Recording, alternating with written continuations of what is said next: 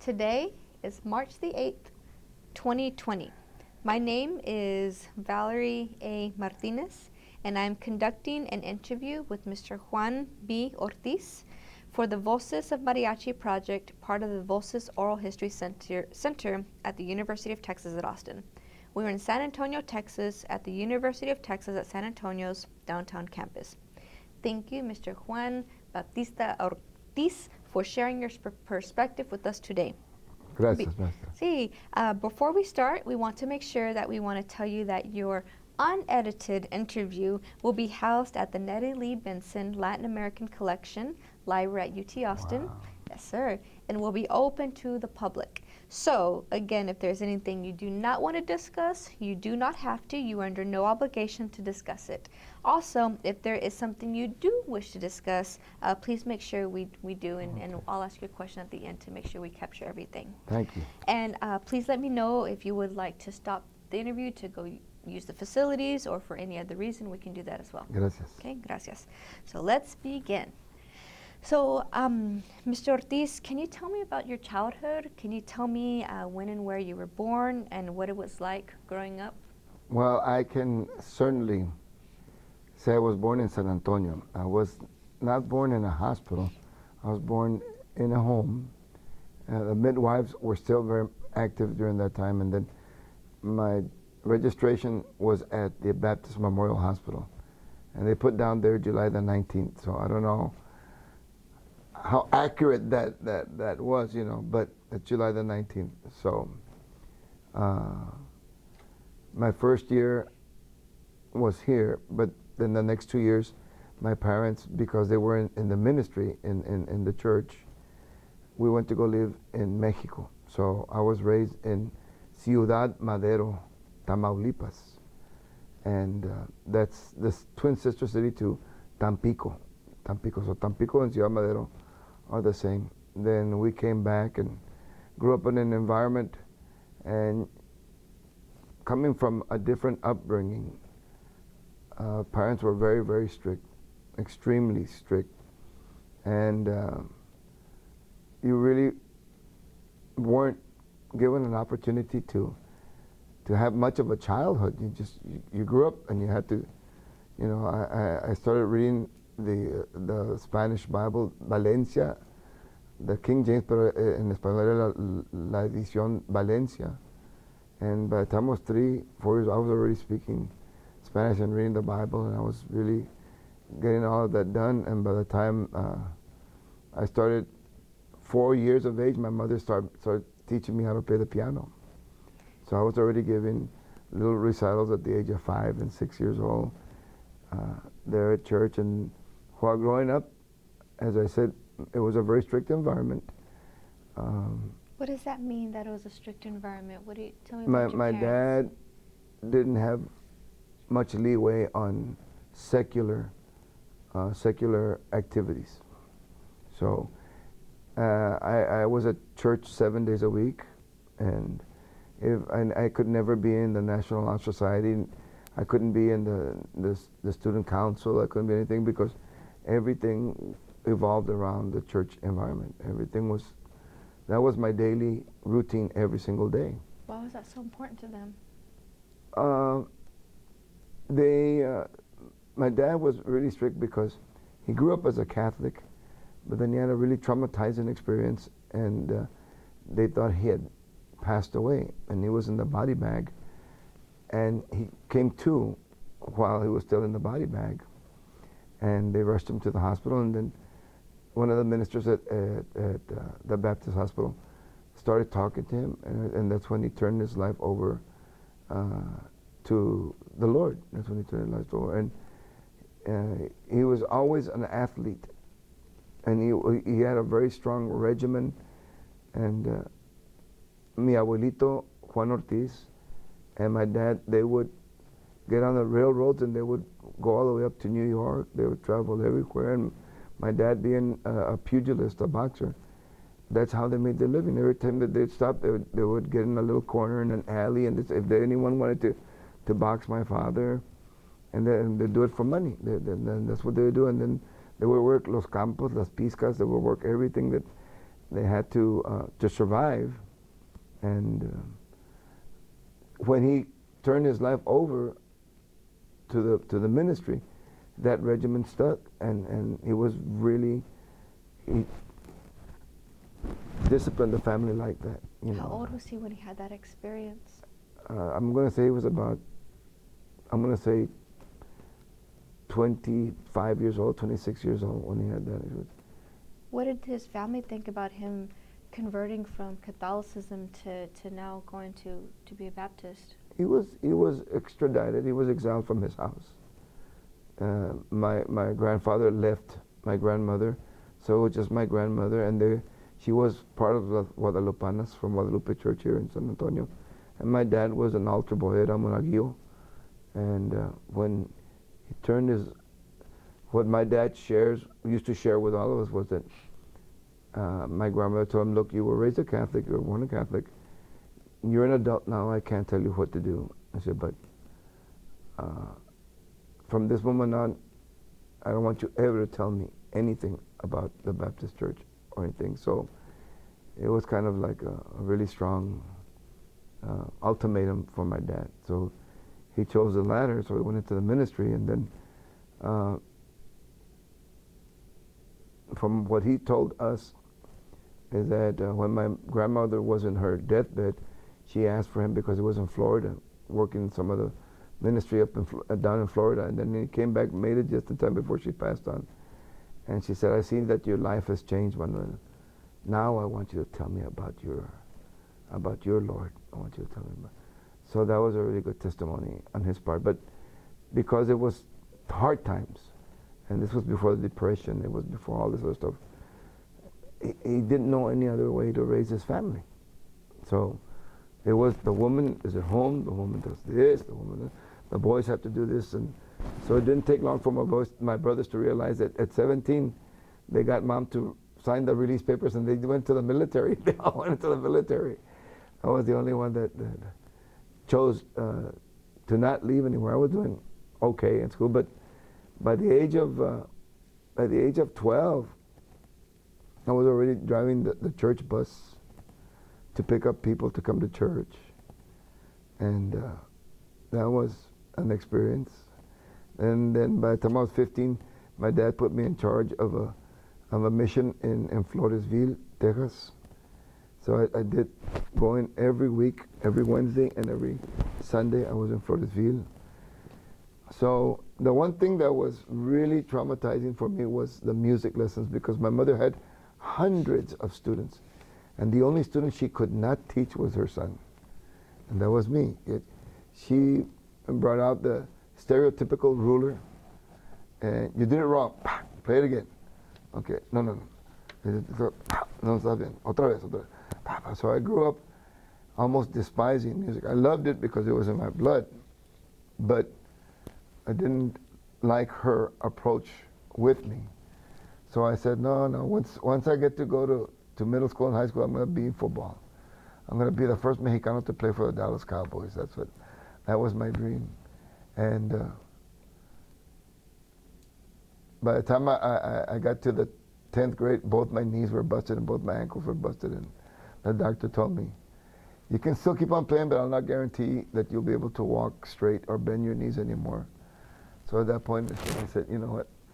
I love it, but I'd rather walk. So that's what I started to do. So at that point, I came back to the proverbial adage that you go back to your first love, which is music.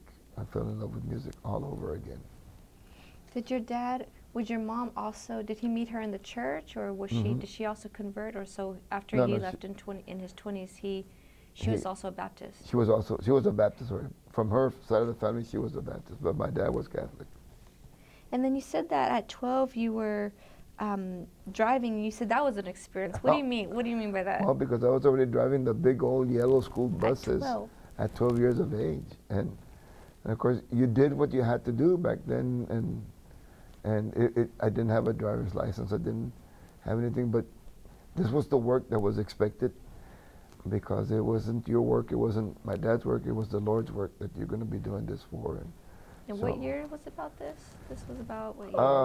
yeah, that would be 66, 67.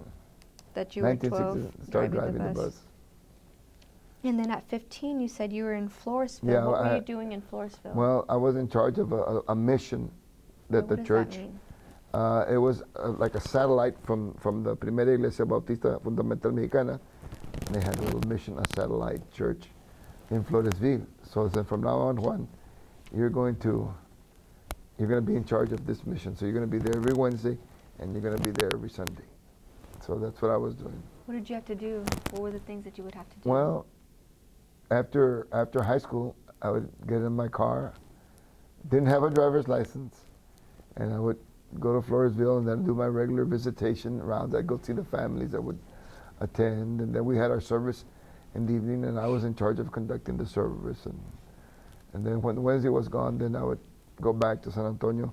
Then Sundays I would come back and in the evenings and have the Sunday night service in Floresville. So this age between 12 and 15, that's right here in the late 60s. Right.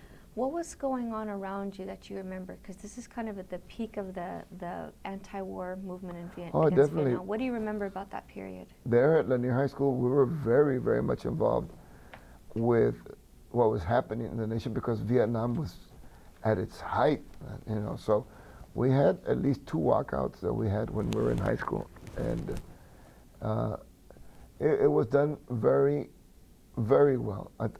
I don't know why I could be biased, but I think the students, our graduating class around that time, it was more of a mature youth, if you can say that, So having middle school and high school together at Lanier High School really helped because the 7th graders could see the 12th graders, and they were all dressed in nice dress slacks, and there was no tennis shoes, there were no blue jeans, there were nothing. It was just good clothes. And we could see the difference in mentorship, and everyone was helping create all of that. So it really, we were aware politically of what was happening. Like what? Well, we realized that we didn't want to be in the war. We knew that. And then we had real strong Chicano advocates, politically speaking.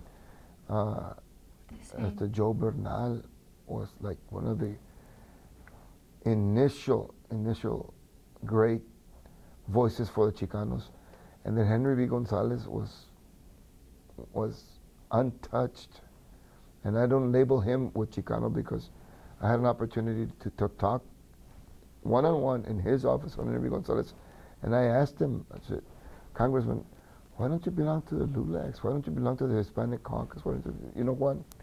He says, when, all of those groups are great, but when I made a promise to my constituents, I promised that I would be a representative for all people, not for the LULACs, not for the Hispanic caucuses. And that's what I want to be. I want to be a voice for all my constituency.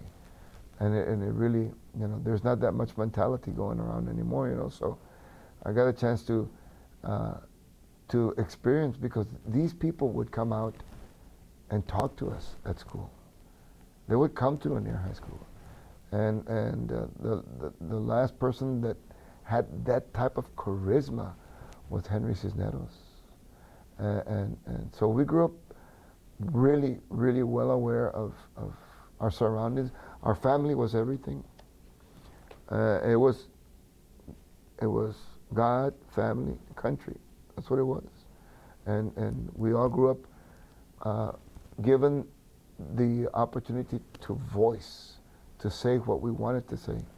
And we did it pretty well. We didn't have to have a riot. We didn't have to have, we had good dialogue. We had good representation, good representatives. So yeah, we were really well aware when I was in high school about that. You said something about 2 walkouts. Can you tell me Yeah. about those? Did you participate in any Yes, of these? Or yes. Tell me about that. Well, one of them was to protest the Vietnam War. One of them. So the school agreed with it. We had to get permission from the administration. We just didn't want to create something unorganized. So the school knew it was going to happen. We walked out, and it was peaceable. We just went around the blocks, about the neighborhood, and we came back to class afterwards, and everything was fine. Was it like a group or just a group of The friends? whole, But the it whole was school? it was so it wasn't like under an organization. It was No, the whole school. It was the school. Would you remember what year that was? That was, I'm going to say like 1970, 71. And what was the second one? The second one was like 1972, and that was more towards, civil rights. Like what? Like there was a big thing going on with Chicano, the term Chicano, because we realized that we're not Latin because we're not from Latin countries. We're not Hispanic because we're not from Spain. If anything could identify us as somos Tejanos. If anything could identify us. So we have roots in Mexico, but we weren't born in Mexico. So we associated more with Chicano, with Tejano. And that's what that second protest was all about, was like, we wanted our identity, so that's what inspired us. Was that the most important thing to you? What was so important about you wanting to participate in this? You wanting to make them hear you? Why did you want to? I think the most important thing was that no one in our government was listening to us. We have a memorial at Lanier High School, all the students that died in World War II, in the Korean War conflict, and yet we weren't good enough, especially at Lanier. Our nickname at Lanier was La Garra. That was our nickname, La Garra, because everything was handed down from all the things that the better schools, if you want typewriters, well, let's get the old typewriters to Lanier. If we want the old equipment for athletes, let's just give them all the old equipment. So it was that lack of respect that we had, and Lanier was called the Lanier Vokes because supposedly the establishment said this is where all the vocational students are going to go. They're Vokes, they're vocational students. So girls, you're going to work to be a secretary, you're going to do human economics. Guys, what do you want? General Mills? Do you want to be a carpenter? I couldn't understand, and we couldn't understand. We had students that wanted to be doctors, and wanted to be attorneys, and we had great examples for us. We had great mentorship back then. Gus Garcia was like the mentor of mentors for law, and for him to go to the Supreme Court and win his case, Mexicano from the barrio, man. This guy was from the hood, from the barrio. Okay? So we had tremendous examples of why couldn't we be afforded all of those opportunities? So we had athletes from all over the world. We had entertainers coming on. And our principals, they knew that, and they purposely would bring in these people to come and talk to the students, because that's what we needed. We needed that, and if we were good enough to die for our country, well, why couldn't our country, be able to listen to us, to our voice? And that's really what was going on during the walkouts that we had. So the principals, they supported y'all? Yes, the administration supported it. We didn't get any suspensions. We didn't get anything, but we had to coordinate with the administration. We're going to do it on this day. Okay, we're going to allow you to do it. It's going to be during this time. Are you going to do everything? So it was just to unite us as a class. And my class, 72, 73, was the largest graduating class for Lanier High School. It was 750 students that graduated. Did you see any changes happen because of the walkouts at the school? I saw a change within our student body. I didn't see it. It didn't happen in the environment. It did not happen in the environment because, again, during our time, politically speaking, it was, keep all the poor people down. That's what it was. If you want to vote, you have to pay a poll tax to go and vote, and then you have to work, you have to go vote on a Tuesday, you still have to go vote on a Tuesday, but we're working. We're going to that, can't you do it on a weekend, or can't you do something, or extend the polls till 9 o'clock or something? But See, it just wasn't happening. It wasn't happening. We could see all the change. And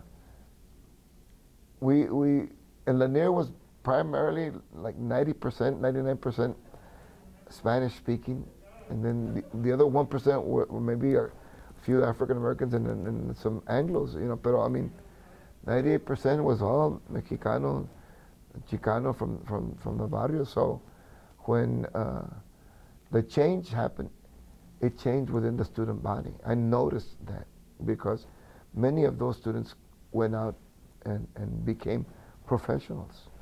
Unfortunately, they all chose to leave the barrio. So we all left the barrio, and the barrio stays the barrio. So if the administration was supportive to y'all, did you experience any other people outside the community or outside the school pushing back against y'all doing these walkouts? Well, the church always gets involved. The church always gets involved. Because we grew up in a culture and an environment where, mira, tú no dices nada, mijo. Cállate, tú nomás haz tu tarea, haz lo que tienes que hacer y te vienes para la casa, vamos a trabajar.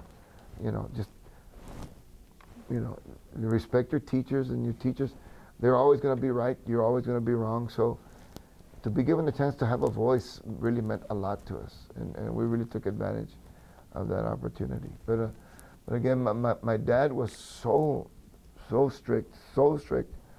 I got to be in the choir at Lanier, and I got to be in the ballet folklorico, which Bel San Miguel was the one that created the first mariachi class for a grade in the school districts anywhere in the world. So my dad knew about that, and my dad never opposed. My mom never opposed on that.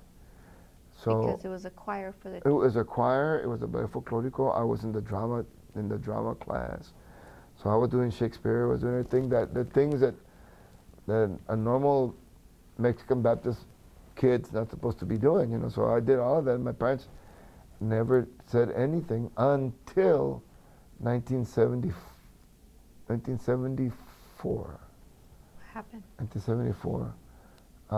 We were out having an end of the year banquet with the mariachi class, and somehow or another, they called the restaurant. It was called the Pan American Restaurant back then, and it was I think it was on Flores Street. It's now Gonzaba Medical Center, but that's what they were. And my dad found out where I was. I don't know how he found out, but one of the waiters came up and said, "Hey, is there a Juan Ortíz here in this party?" So yes, I am. There's a phone call for you. I said, "What?" So I went and my dad told me, "You better get over here to the church because you're getting ready to be excommunicated from the church." So why? So I just left. I told Miss San Miguel, I gotta leave. I gotta go to church, and so I went over there, and they were ready to excommunicate me because I was in the mariachi program. See, mariachi is music from the devil. Mariachi is cantina music. Mariachi is everything that's negative to anything that is of Protestant belief. You know, so they were ready to. Had not 3 board members stood up for me, I would have been excommunicated that day. The pastor's son. And so, but your parents, they knew you were in the yes, group. they knew. They were supporting you. They were supportive of me. It's just the rest of the congregation found out. And not the congregation, the board, the directors. The board. Was the board of directors, were they also Mexicanos, Americanos? No, they were Mexicanos, Mexican American. And they were all involved with the church. And then that's why they were trying to put my dad in a catch-22. You're chastising, you're preaching all these negative things about secular, and your son's in it, you know. So they were trying to.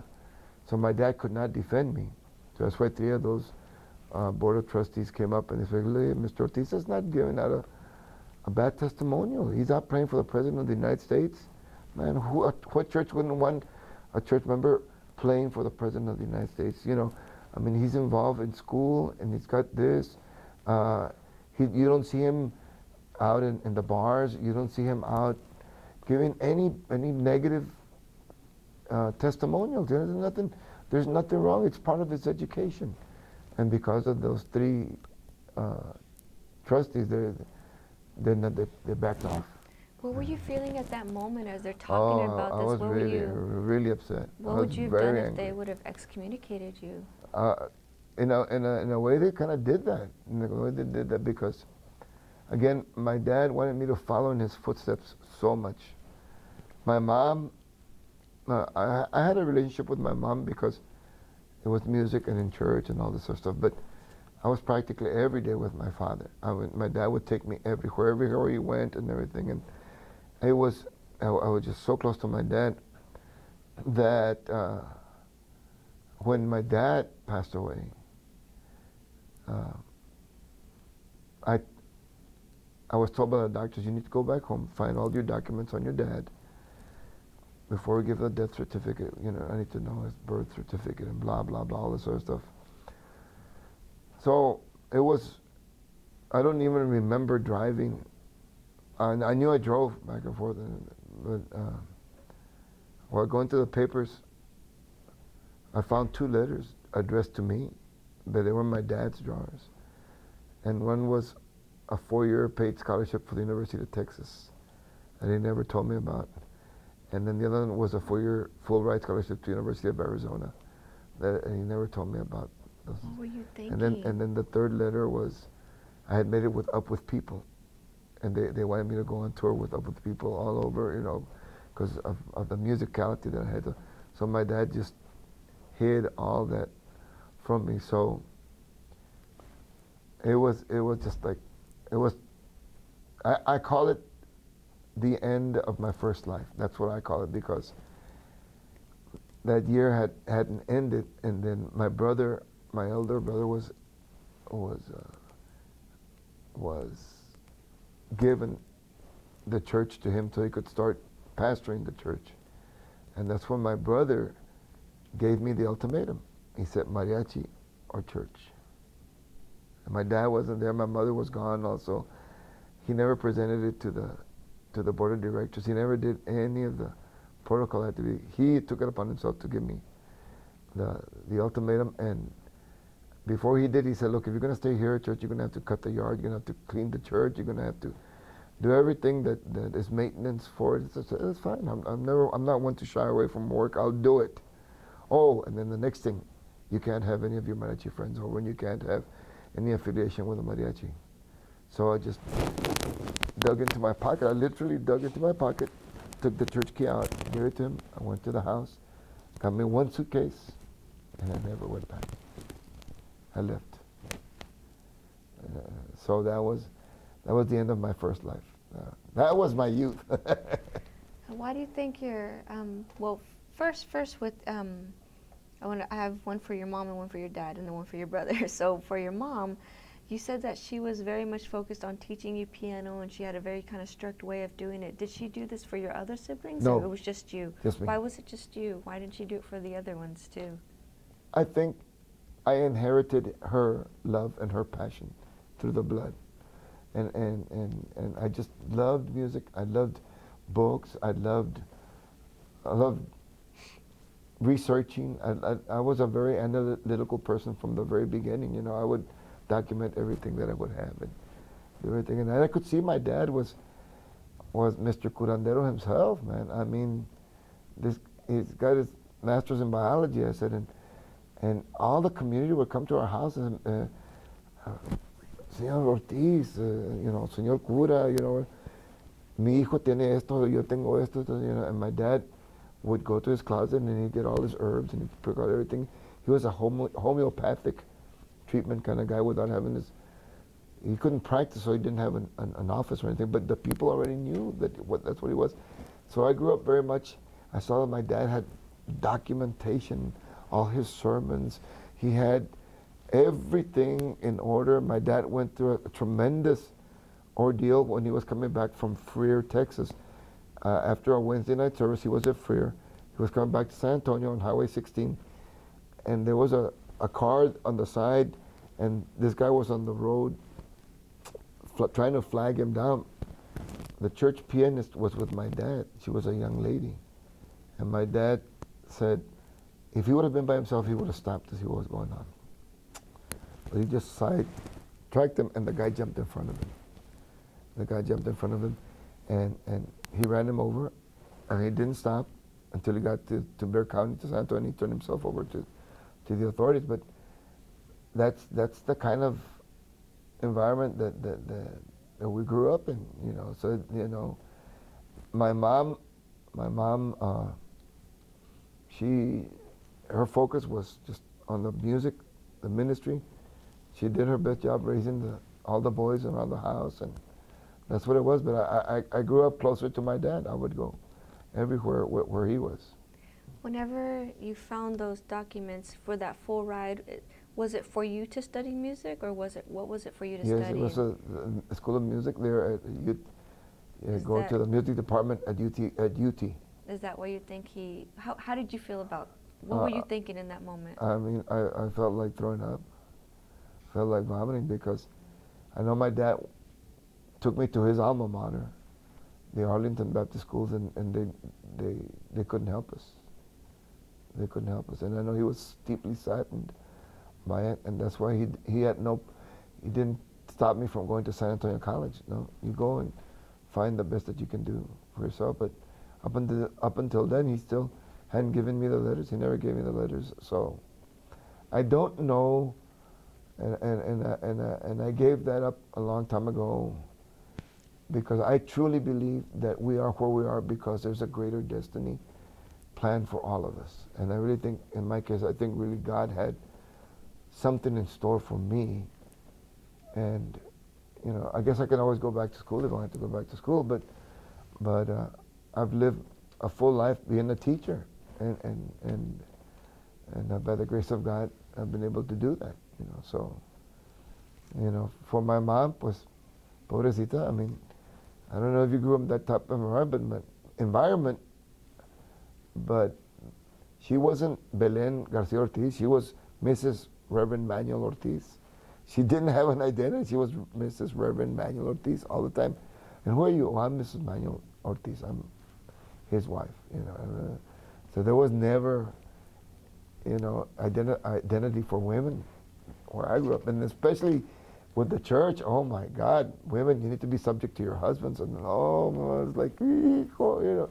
I knew growing up, my secret prayers were, I didn't want to be a pastor, I didn't want to be a politician, I didn't want to be a judge. You know, so anything else, you know, so I love the arts too much. So tell me, how and what was your first exposure to mariachi music? My dad. How did that happen? My dad loved art.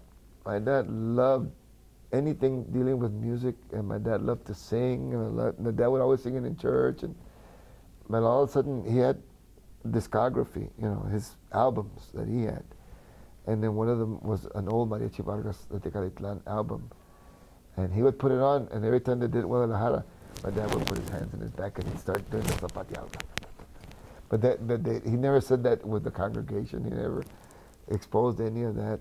And then he had another album, the mariachi. So that was my first exposure to mariachi music, and I just loved it. I mean, how old were you then? 6 years old, 5 years old, you know. And back there was easy, because you just got the albums, you put it on there, you turn it on, and you could hear it. And nothing was more beautiful to me. I mean, I loved all kinds of music, but when I heard mariachi, I think that was the blood that my dad gave to me.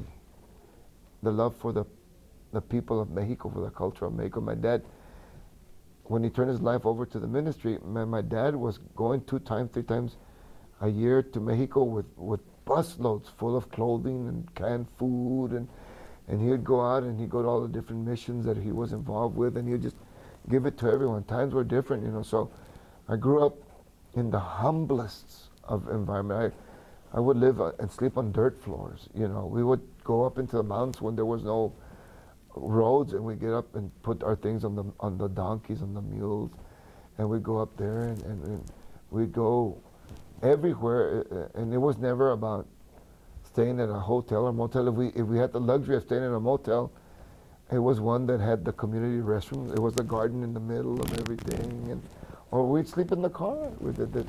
That's why I feel like I'm really blessed because we weren't rich people, but we got to see the real poor, third class, and that's what gave me a great affinity to appreciate everything that we have. And I was never gagged by my parents. My parents never told me anything. I was in drama. I played roles as a priest. I played roles as other things. And in Shakespeare, I was, one of the sisters. And I was wearing leotards. I was wearing everything that just wasn't traditional for someone like that. So I really believed that there was something special in store for me. So at the age of 20, ended my first life. That was it. So you said that, and then I want to get to, what is the birth of your second life, right? Because that seems like a really great time. But before we get to that one, you mentioned Mariachi Vargas as being that first kind of music or your introduction to. Oh my God. Are there any other musical influences? By that time, I was old enough that I was going with my dad and my mom. We were going to the restaurants, and we loved Mi Tierra because my dad knew the Mr.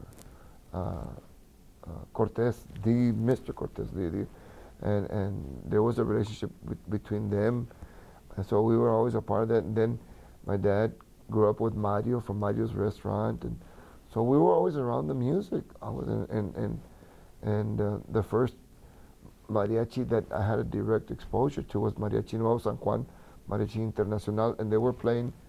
It was the same group. It started as Nuevo San Juan, and then they changed the name to Internacional, and they were playing at Mario's. They were the only restaurant with a mariachi. Not the trios were at Mi Tierra, but the mariachis were at Mario's restaurant. And it was so ambiguous because I told my dad that I want to learn how to play the guitar. So one of the church members in church, we'll go to Brother De Leon, he's going to teach you how to play the guitar. So I learned how to play the guitar. And then Dad, I had this instrument, the vihuela. I was still in high school. The school mariachis used to. Okay, and the many times that we would go to Mexico, what was it called, la vihuela? Okay, how much? Okay, and he bought me the vihuela. So I played the vihuela. Dad, the guitarron for the mariachi, man, that's awesome, man. I want to play the bass guitar. He bought me my guitarron. My dad bought me everything to light that burning desire in me at a very early age, And that's what was so, I don't know if he was giving in, I don't know what he was doing, but he was starting to lighten up and not be as strict. And one time that I did confront my dad, our home was so small, so tiny, and we're finally I'm starting to shave, right? I'm starting to take everything, right? And my dad was in there trying to do the same thing. And I knew he was getting frustrated with me, but I looked at him and his eyes. And the next thing I remember, he was picking me up from the floor. He was picking me up from, he knocked me out. He knocked me out. I never saw the fist coming. I never saw anything coming. He picked me up and he says, don't you ever think you're man enough to look at me in the face. You always keep your head down when I'm talking. Don't you? So it's like, it was like, that's the type of, just to give you an inkling as to. How old were you then? I must have been 13, 14 years old. What did you think? What were? I didn't have time to think. I just realized. Or when you came to, what were you? I just saw him and I grabbed his arm and he was picking me off the floor. So I didn't have time to think. He knew exactly where to hit me, how to hit me, and he just knocked me out and just picked me up. Did you ever look at him in the eye after that again? Never again. But I tell you, we didn't have Social Security benefits. We never had welfare. We never had health insurances. We had nothing. My dad was everything for me. I was mischievous. I was like hell on wheels. What did you do? Well, I remember as a kid, I was just outdoors and I was always barefoot. I never liked to wear anything. So one time I was just jumping, I don't know what it was, and I landed on a Coke bottle that was broken, and the Coke bottle came through the foot.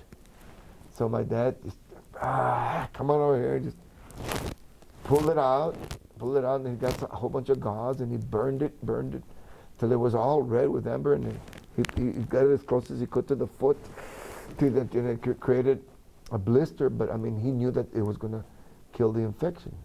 And then I had a tumor that was growing in my head. I can't remember what part of my head it was. I think this side, yeah, right here.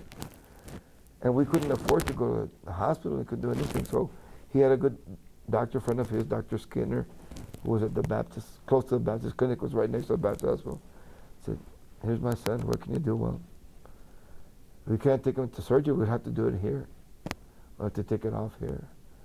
I said, well, do what you gotta do. So they shaved my hair off, and I sit down and cut me open and took the tumor out. And my dad would bandage me every single day. My dad would clean it, put new bandages. So there was a very special bond with my dad, so didn't have much time to ask him any serious questions, because by the time I was 20, he was gone, so by the time I was 18, my mom was gone, so I really didn't get a chance to have a father-son kind of relationship outside of what I had already experienced in church. Do you think that whenever he had kept those letters to the other colleges, do you think he was trying to protect you from the church, or? I think he was trying to keep me in church. I think he was trying to keep me. I think he wanted me to be involved somewhere or another in the church, either be in music, because that's what I was doing. When my mom passed away, I took over the music ministry, and he was trying to keep me in there. But why do you think he kept those letters? He didn't want me to go. He didn't want me to leave. He could just throw them away. I know. I wonder why he kept them. I think eventually he wanted me to see them. And it's like I tell my kids nowadays, my students, we grew up in a culture where no te vayas, mijo, no te vayas, mija. Don't leave me. What's going to happen? No one's going to take care of me. Te vas a ir tú para allá, te vas a olvidar de mí. So we grew up in that type of an environment where education is not really the priority. It's about working and bringing the money back to the house and helping everybody. So that's the type of feeling that I think my dad, and it could be also that he was trying to protect me from the life that he had. Getting on the railroads and going with my grandfather, traveling, the bohemian lifestyle and everything. So he had this person, my father, had an enormous amount of spiritual faith. When we were relocated from Lanier High School, from Durango, which is now Cesar Chavez Street in San Jacinto, the city came in because there was eminent domain thing, because Lanier was going to expand. And so Lanier grew, and they took over our home, our church, took everything that we had. We were there in the. So in I think it was 72, Dad was driving around, and I was with him. He always had a station wagon, and we stopped at this church. It was a Methodist church over by Avant and Palmetto, which is off of Highlands, real close to a Little Red Barn here in San Antonio. And he stopped the car, and the church was for sale. And he told me, you know what? I like this church. And looked, it was beautiful, a beautiful church. Coming from the barrio and from everything, so anything was beautiful. So he said,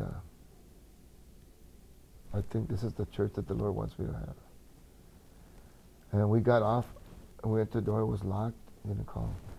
And he said, Lord, if this is the place that you want me to be, then you're going to make it happen. He reached, took out his keys, and he found a key that could fit in there, and he opened the church. And that was the signal for him that this was the building that the Lord wanted him to be in. And then he called him and told him, hey, he told him everything. But it was real nice. I had a full first life, believe me. I mean, having to travel, we had missions in California, to us to drive to California, having 2, 3, 4 blowouts on the road and having to stay on the road, on the desert, it was par for the course. We'd go to Mexico and the car would break down. You all stay here. I'm going to walk to the next city. I'm going to do this. I'm going to do that. Hey, it's 1971. They want me to be the interim pastor in Kansas City, Missouri. So I'm going to go over there. I'm going to stay over there. So you stay with your mom for 6 months. And then after that, I'm going to come back for you. Then you're going to finish off your school. It was that type of a lifestyle. It was like everything was for the Lord. And so 7 days a week, it was doing that. So then the start of your second life. There Tell me you go. about that. So is that once your brother told you Church of Yeah, that's it. Mariachi? I Was just- that a hard decision for you to make? It wasn't. It wasn't. That's why I think my parents were responsible for me being a free spirit. And they were very much, when I packed one suitcase, that's all I did. And I left, I ended up on the railroad tracks on Fredericksburg Road in IH-10. And I walked from all the way from the church. And I just, it's just a blur now. I just remember I left the church and I ended up here and I called my brother Elias. And he came to pick me up. And then I went to live with my brother Sam for about a half a year, for 6 months. All this time I was now attending San Antonio College. And Belle was the inspiration that God put in my life because And you met her at Lanier. at Lanier.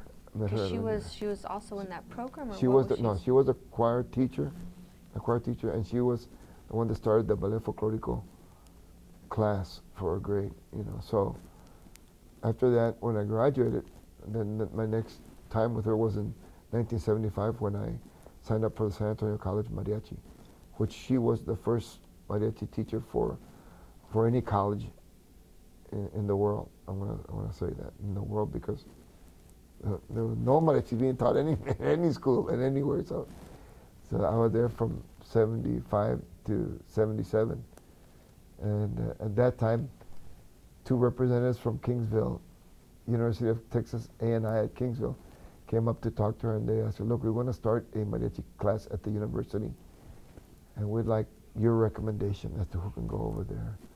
And she selected David Solis, another student from the mariachi class, and myself, and we took off.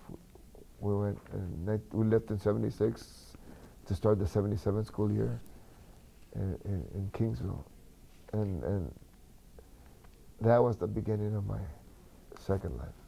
So then, so you hadn't been in any mariachi band in your first life part, right? But then here in the second. Right. So what was so then at SAC, that's where you were in the first, you were in that class. Well, that was- before that I was playing with Los Parientes, Mariachi Los Parientes. How did you meet them? Because that was your first group. Yeah, my first group. Pete Moreno Jr., his father, Pete Moreno Sr., he was the director and founder of Los Parientes. And then Pete Moreno, through his acquaintance and eventual friendship, he said, "Hey, man, Dan, I've got somebody that plays the guitarrón and does really well. Can you give him a chance?" And that's when my first professional earning of money was with Los Parientes. What were you thinking? What were you feeling with those first performances? I was extreme. I mean, I was sweating bullets, like they said, I'll never forget. It was right on the corner of Commercial and Southwest Military. There was a house there, and that was my first performance. Fortunately, I was well versed in music enough I said, "Look, as long as I can see the guitar, I'll be all right." Because once you played the 10, 15, 20 songs that you knew, and then the people don't request those songs, they request other songs, other repertoire.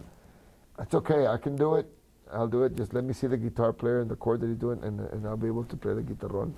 And find that's what.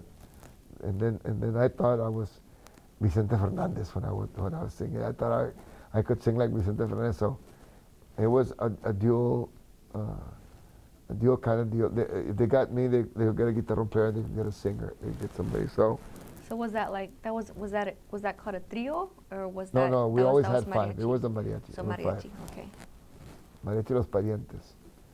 It was peculiar because Mariachis back then, the definition for mariachi was guitarrón, vihuela, and a guitar, and then two trumpets, no violins, no violins. But it was mariachi because it had the traje de charro, it had the guitarrón, the vihuela, guitar, and the two trumpets, and then everyone was singing. So when did you buy your first traje? Did you have a traje whenever you started performing, or did you have to save up money to buy it? I had to save up some money, and then What where would there's a will, there's a way. You know, I mean, Levi's still sells a blue jean that's not the blue jean. Levi sells a jean that's kind of like that rayon material. So the pants are cut exactly like the charro pants, the pockets. So that took care of that, and I took the back pockets off because the charro pants didn't have pockets. So I took the pockets off, and then I bought the gala, and I put the gala on my jean. I put everything on it. So I made my own. I had to get a jacket made for me, but that's the way we do. That's the way we do. If you wanted something really bad, you went out and you got it, and you just did it. You know, So all the members of Los Parientes, you all had the same, where you all created your own until we you all could kind buy of create it? our own thing. You know, it was such a tremendous generational gap. There came a point in time where I said, you can't teach an old dog new tricks. Now realizing now that I'm an old dog, you know. But back then, with good graces and with the blessing of Mr. Moreno, I told him that I was leaving the group, and I said, I joined Mariachi Azteca at that time, and they were more organized. They had two, at times they had three violin players. They had the two trumpet players, the guitarrón, the vihuela, guitarra de golpe. So we were like about 9-10 players in the mariachi, and the complete trajes. So everyone ordered the trajes, everyone ordered everything. And we were supposed to get white botines, and I didn't, because you couldn't wear regular shoes because the pants were too long. So you can't. So I went out and bought these white disco shoes, man. You know, because the disco was in, the bell bottoms were in. So I bought these big old shoes, man, until I was able to get the regular. But I just had such a desire and a love for. I've made it my life. This has been my life for the last 45 years. I've studied, I've researched, I've taught, and I've disseminated what I call the gospel of mariachi music. So, when your brother gave you that ultimatum, music or hair, had you already decided that you wanted to be a mariachi, or when was that moment where you decided? That was the moment. So it's when he gave you that ultimatum, that's right. when you said, I want to be a mariachi. Up until then, I tried to get an ensemble going at church. I tried to get the guitars, I tried to get the vihuela, I got the guitarrón, I had the suit, the sombrero, I had everything, and I was working with the choir, I was doing all these other things, and there was a lot of gospel Mexican music around, and it just fit so beautifully to worship in Spanish in a Mexican church. That's our culture. That the whole congregation is listening to mariachi music when they're out of church, you know. So why not bring it into the church, you know? But I felt betrayed by the church. So much so that I didn't step into any church for 10 years. For 10 years, I didn't step into any church because I felt like they turned their back on me. You know, I felt like that. And then destiny being what it was, Guadalupe Church, Catholic Church, called me up and said, you know, we'd like for you to be our director for the mariachi mass. And Richard said, well, I'm not Catholic. I said, no, we know who you are. He said, but we know that your heart's in the right place. We know that we know of the work that you've done before, and it would be in our best to have you be the mariachi director for the mariachi mass. What did you think about that moment where now a church, maybe not the Baptist church, but a church wanted you and your music? What did you think in that I thought moment? that was beautiful, and I didn't hesitate. I went immediately. I said yes. Did it matter that it wasn't a didn't matter. Baptist? It didn't matter. It didn't matter because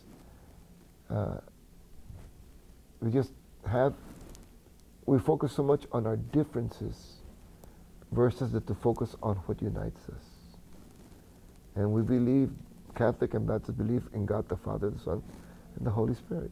Maybe not in the rituals, maybe not in the statues, or but it always felt really funny to me because growing up as a Baptist, we'd always criticize, well, we don't believe in the saints, we don't believe in the virgins, we don't believe in this. Okay, now brothers and sisters, open your books to Saint Matthew. It's like, hello, we don't believe in the saints, and you're just telling us to open up our books to Saint Matthew, Saint Mark, Saint Luke, Saint John. So something's not cohesive here, something's not happening correctly here. So when I went back there, it was just, hey man, I'm here, Lord. Whatever you have me. Did you continue with church activities after that After moment? that, yeah, after that. So it was that moment that brought you back into That was the moment. That was the factor. And I know at some point you also had an opera audition. Yes. Right? What can you tell me about that and what happened? At SAC, it was 1974. And the music It was at SAC? At SAC. Okay. The music department put the poster up, and they had people that wanted to sign up. And since I was in the mariachi program, I was in the music department. This was it, and they accepted me to have an audition. And I remember that I auditioned with one of the arias, Pietà Signori was the name of it. Beautiful church aria. And I felt blessed, and I never regretted. They said, well, we'll contact you. So it's like, don't call us, we'll call you. When I was 18 years old, I was on my own. I didn't really have anyone to formally instruct me. The only lessons that I had gotten were at Lanier High School, and to do this and to get an audition to the Metropolitan Opera that alone was enough for me. Was this before or after your parents had passed away? After the parents had passed After. away. The parents had passed away. How old were you when your mom passed away? You said 18 as 18. well? What did she pass away? She passed away due to diabetes. And your father? My dad had heart problems. They died 9 months apart, so it's the proverbial Shakespeare play, one goes and the other one goes. It was, man, even now, man, I try to keep that suppressed because the second life that was before me was spectacular. It's tremendous. How do you think that first part of your life influenced the second part? I think it was all preparation. For I what? think it was to prepare me for the second phase of my life. I'd always tell my dad, please let me go work at Centenos, let me go work my own paper route, let me go. My dad never let me go work. And never, he was always there. So I never had how do you call it when your dads give their kids? An allowance? An allowance. I never had an allowance. So it was always there. So I knew that the first 20 years of my life, being in front of people, directing, here you are, 10 years old, 12 years old, you're in front of the congregation, you're directing the church service, you're directing the songs, you're directing everything. You have to speak in Spanish. Muy buenos días, hermanos, vamos a ponernos de pie, en reverencia queremos hablarle al Espíritu Santo. Having to speak like that at 12 years of age, So all of that was in preparation for going into education and preparing me to be a teacher. All of that served as, there was a reason why. And it kind of felt like God said, your ministry is not in church, Juan, your ministry is going to be in teaching. And I think of all my siblings, I think the one great trait, one of the many great traits, I can't say just one, but the strongest one, God gave me a gift of patience. I had a lot. No, no, no. Put your hand right here. Do this. Let's do this really slow. So being a Sunday school teacher prepared me with studying before, so I had to study my lesson plans. I had to create everything ready. By the time I went to A&I in 77, well, I had an idea. I had started writing music. I started writing, charting out for the violins, for the trumpets, for the guitars. I started doing all of that on my own, by the music, so that I was able to teach the class. And it wasn't much work to keep a roll book, so you just gotta, so my methodology was following everything that I had learned from my dad, from my mom, as far as organizing, how to speak in front of a class. And then of course, how you look was always important to my dad. My dad was a killer dresser. My dad, man, Catherine, and I inherited that from him. So even in high school, I was wearing suits, sports coats, ties. In high school, I was wearing all this other stuff. So by the time I got to A&I, I was wearing the coat, I was wearing the suit, I was wearing the tie. I wanted the students to realize that I was the teacher, and these are my students, this is my classroom. So did that, and it helped me, it prepared me. And Belle, eventually, we developed a partnership and a friendship when we were in SAC, and then when I left SAC, and when I came back, she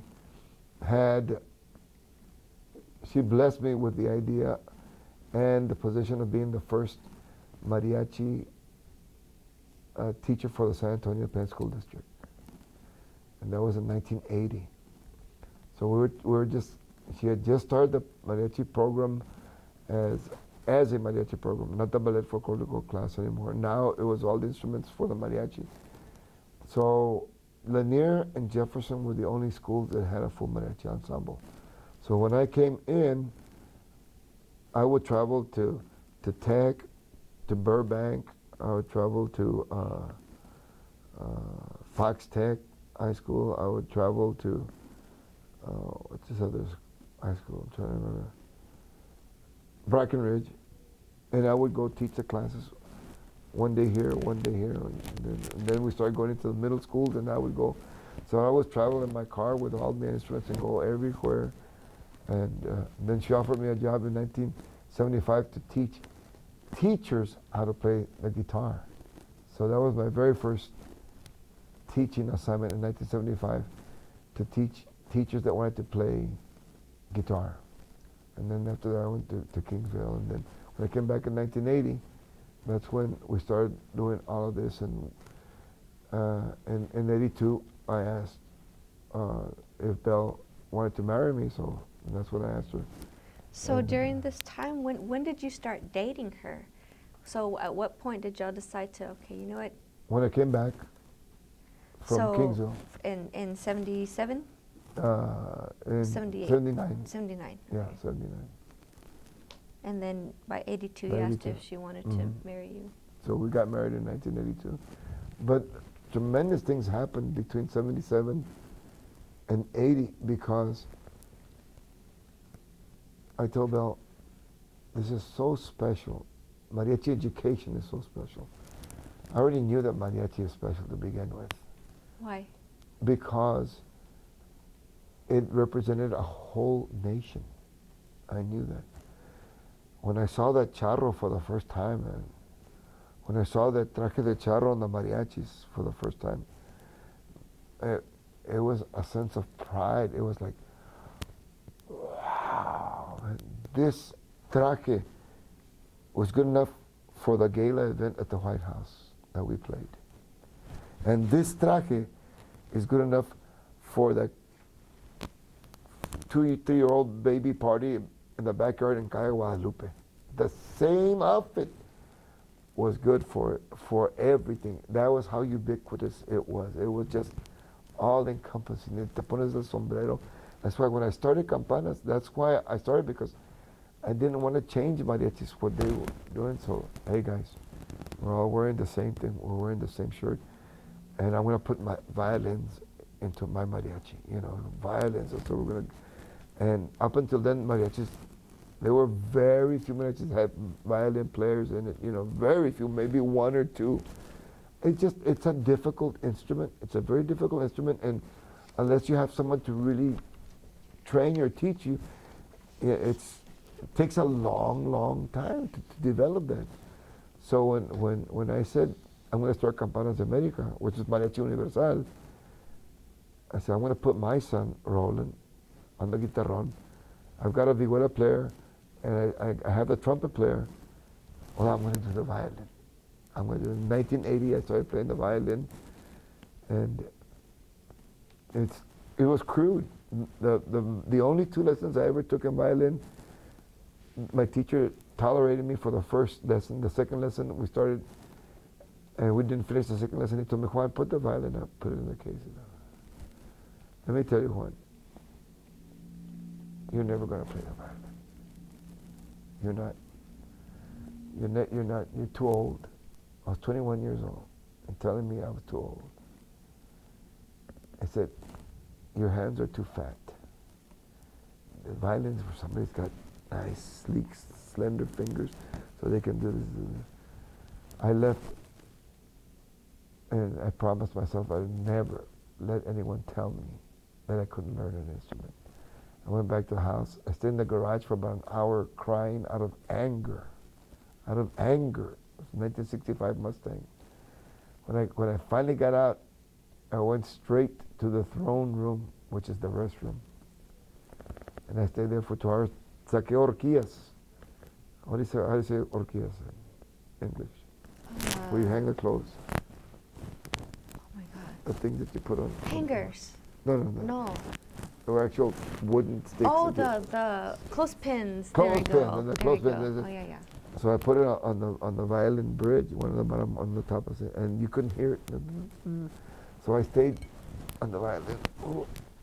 I stayed playing. And then during my lunch breaks at work, I wouldn't take my lunch. I would go to the music room, and I'd play, practice. And I realized I had music training, so I knew what was necessary. I knew it was about music. I could read music. I knew it. I just had to memorize the finger placements to play in tune, and I started self-teaching myself. And by the time 1980 came around, it was the second year that Mariachi Vargas that were doing the Mariachi festivals for us. And at that time, they took me under their wing. I said, no, Juanito, de esta manera. No, que aquí agarras el arco, así. Aquí, no. ¿Quién te dijo que no podías tocar? Who told you couldn't play? And then, you see, that guy's crazy. He says, it's good that you have fat fingers. You can play 2 strings with 1 finger. And he said, you can do all these other things that weren't told. So whoever told you that didn't know how to be a teacher. So just because you're a great performer, a great anything, doesn't mean you're going to be a good teacher. So the proverbial adage is those that can't teach. So I never felt like I was anything special, but I knew I had the discipline in me, and I knew that I could do it. And after 6 months, that was it.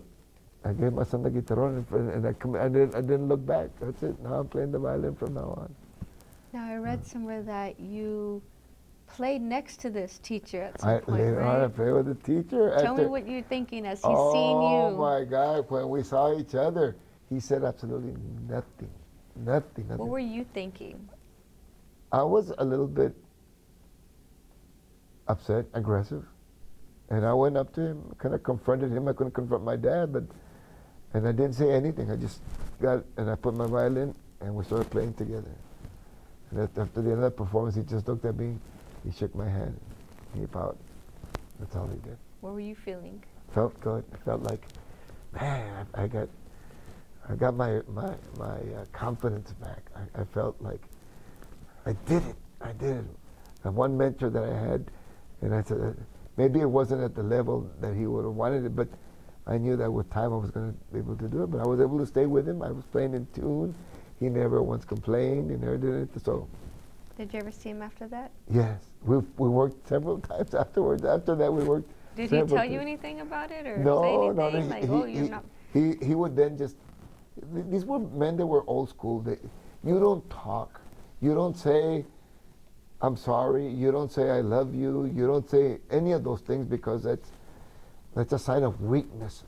But I knew that he accepted me into his family because he said, Juan, I want you to go with me to the jazz club.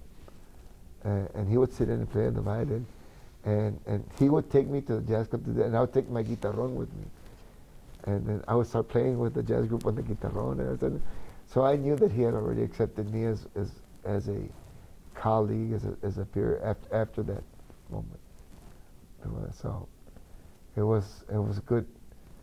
It was a great feeling. So tell me how. So we had you're playing with the Parientes, and then Mariachi Azteca, and then Mariachi Universal. Well, there was another mariachi group when I was in Kingsville. I started Mariachi Ortíz. Mariachi Ortíz, and that was in '77, and it was the only mariachi at that time. Any other mariachis, they would have to come from the valley, from the Mexican side, to come and play. So Mariachi Ortíz was known all over the Corpus Christi, Kingsville, the valley. We were playing everywhere. Did you get a lot of people wanting y'all? Oh yeah, because we were a full mariachi. We were the full mariachi, sombreros, violins, everything. It was called Mariachi Ortíz. And after that, when I came back in '78, I started Mariachi Universal. That's what it was. And then by '80 is when. And that was with Bell. Bell. And then tell me how and why you changed it from Mariachi Universal to Mariachi Campanas. Well, we had already been playing for '78 and '79, and '79 was a really important year in mariachi because that's the first year that Mariachi Vargas, we as in the city of San Antonio, and Bell and myself, we brought them over. And I always told Bell that because she was an educator, or not, but she was you know what? I said, Bell, this music is great. I guarantee you that if we were to have a music convention, because we already had Texas Music Educators Convention, and there were all these other orchestras and everything, they all would congregate. They said, I guarantee you that there is a tremendous interest in the United States of America. And if we had an international mariachi conference, we could bring in the world's greatest mariachi. You know, she had heard of Vargas before, but she really didn't have any information on mariachi Vargas. It was me that knew about them, studied them, and knew who their names were and everything. Said, these guys are the greatest, and they've accompanied all the greatest singers in the world. These guys have been all over the world. I guarantee you. So we started in 1976 looking for Vargas. We could not find them. Everyone was impeding us from finding Vargas. And in 1977, we had a breakthrough. One of the press corps from Mexico, from La Prensa, contacted a press person here in San Antonio, Patricia O'Connell. And Patricia knew that we were, the city of San Antonio, and Bell and I were talking before the city council, and Mayor Cockrell, Henry Cisneros, Mayor Cockrell was the mayor, and then Cisneros was part of it. And we were trying to convince him that we had the city's blessing, that we could bring over the world's greatest mariachi Vargas, but we would need for them to sanction it and to help us fund to get this going up the ground. And when we made the first contact with Mariachi Vargas, it was like I jumped for joy, man. I mean, I couldn't believe it. I was talking to the harpist. The harpist was the music coordinator, the one that was in charge of bookings. And then we made an appointment in 1978 to go see Mariachi Vargas, that they were going to be in Mexico City, accompanying Lucha Villa at this particular teatro. Called, it was, I can't remember the name right now. Anyway, we went to go see Mariachi Vargas, and they were rehearsing Teatro Blanquita in Mexico City. And when we walked in, I mean, we had representatives from the city, Bell, myself, some other friends of ours, and man, I was there. I was mesmerized. These were my gods. These were my musical gods. When they took a break and they came to talk to us, I named everyone from their first, middle, last name. They all were like, I couldn't believe it. And when they introduced me to the music, the director, he said, "Aquí está," and they were telling me to say my name. I said, "Pepe Martinez," and he said, "No, yo soy Pepe Martinez. ¿Tú quién eres? ¿Tú quién eres?" And oh, I'm sorry. Soy Juan Ortíz. And then after the rehearsal, we went to the mariachis, because the majority of them were all living in the same block, the same neighborhood. That's not the way they had planned it. And then the rest was history. In '79, they came over and I told Belle, I knew this was going to be a great idea.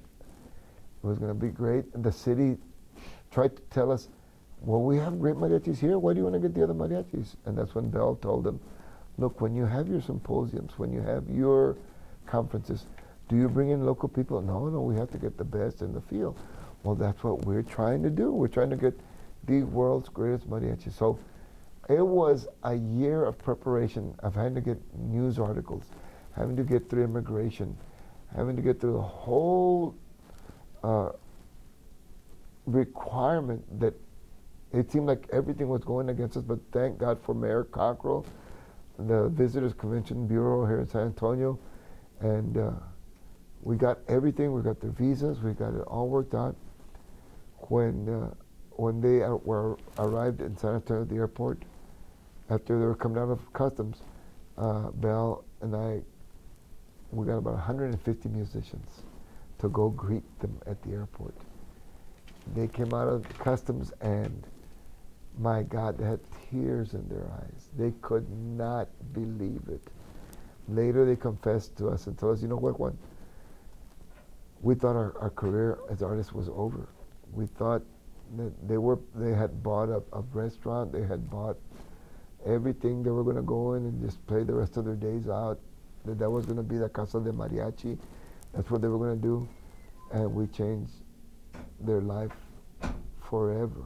And then we taught that was the third generation of mariachi barbers. We taught them how to deal with a conference, to deal with students.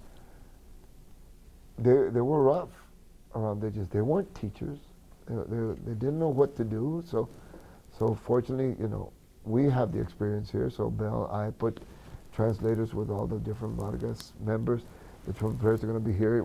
These are your translators. The violin players, you're here. The guitar player, blah blah blah.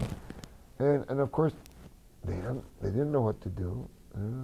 No, you're gonna, Belle and I started telling them, just share what you know, share your knowledge with them. And we had asked Pepe Martinez, what we do need, Pepe, is for you to have the music written out, so the students can have something to guide themselves with. And so Pepe took it upon himself. He was already writing music, so he just brought it, and he brought the music over in '79. It was a tremendous success.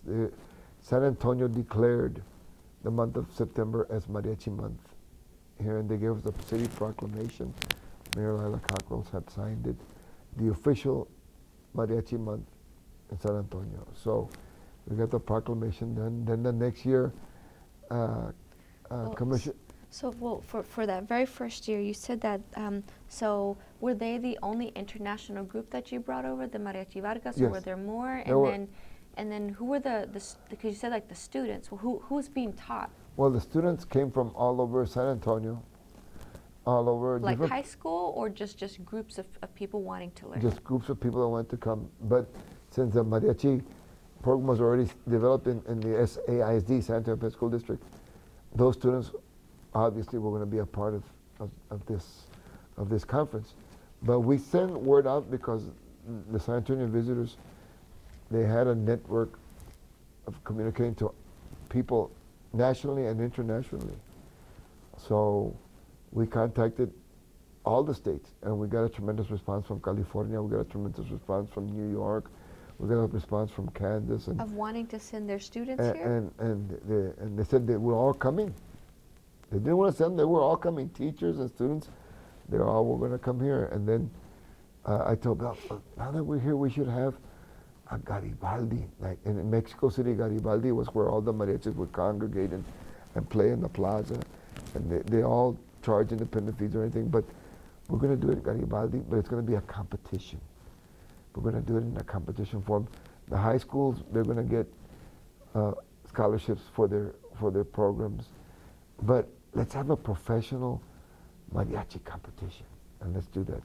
So when Mexico got a hold of this news, they sent their mariachis as well to come over. This is the first time that anything like this was done anywhere in the world. And where did y'all get the fund? So the city of San Antonio helped fund it? Yes. They funded? How much total cost for this whole conference? Well, I think Or what was it called? What is San it was Antonio? called it was called the International Mariachi Conference. Ah, okay, international. Okay. That was the official title for it, the International Mariachi So how much Conference. did the city spend for this conference? And I'm going to say it was, after everything was said and done, I think about $300,000.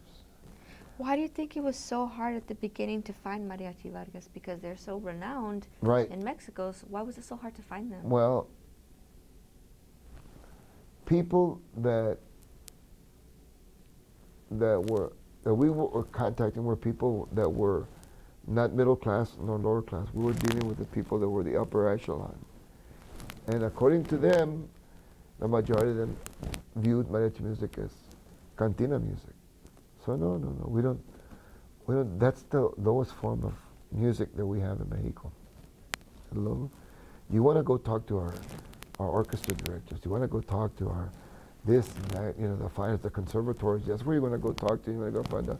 No, we want to get in touch with Mariachi Vargas Santa Caritlan. And then once we found someone that could help us, it was about the almighty dollar. We can get them for you, but it's going to cost you this amount of money. And then if you want Mariachi Vargas, well, they come through us because there was a real popular show in Mexico that for many years, it was the one that would showcase all the folklorico of Mexico in this show. This gentleman became super, I'm not going to mention his name, I'm not going to mention the show or anything, but Vargas was the house mariachi. They would always come out, and every great singer came out there, the música ranchera, and Vargas was on there. And when we finally got in touch with the producers of that show, they said, well, we own Mariachi Vargas. We own them. So if you want them, then you're going to have to come through us. We'll get them for you, but it's going to cost you X amount. And it wasn't like $1,000. We're talking about tens of thousands of dollars that we had to pay. So there was no way. There was no way at all, nothing. And finally, just thank God to the one kind heart of this female reporter in Mexico that had a friendship with Patricia O'Connell over here. Say, hey, Patricia, I know what you're looking for. And I got the contact, the telephone number for Arturo Mendoza, who was a coordinator for Mariachi Vargas. And that's why we were having. So they were able to, because that other producer, there's like the middleman. So the Mariachi Vargas, they didn't have to go through the middleman anymore. No, they didn't have to do that. So they could keep the money instead of giving it to, okay.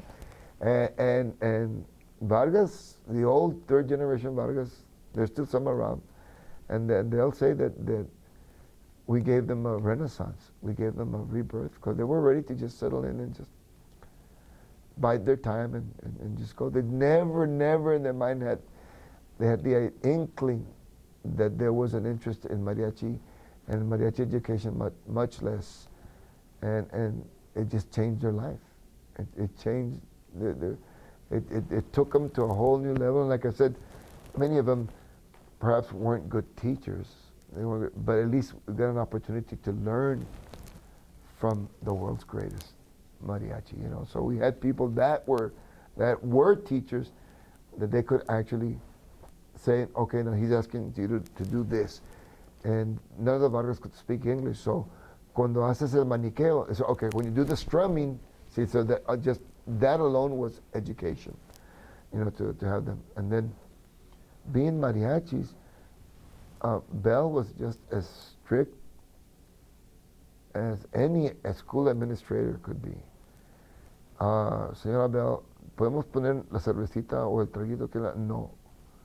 No alcohol whatsoever. Pero señora Bell, necesitamos algo un poquito. No, no, no. Well, is it okay if we can smoke? Aquí no, que no ven que ustedes son los ídolos para estos muchachos. No So pueden, these are for the musicians. For Vargas. For Vargas. For Vargas, for them to accept that challenge was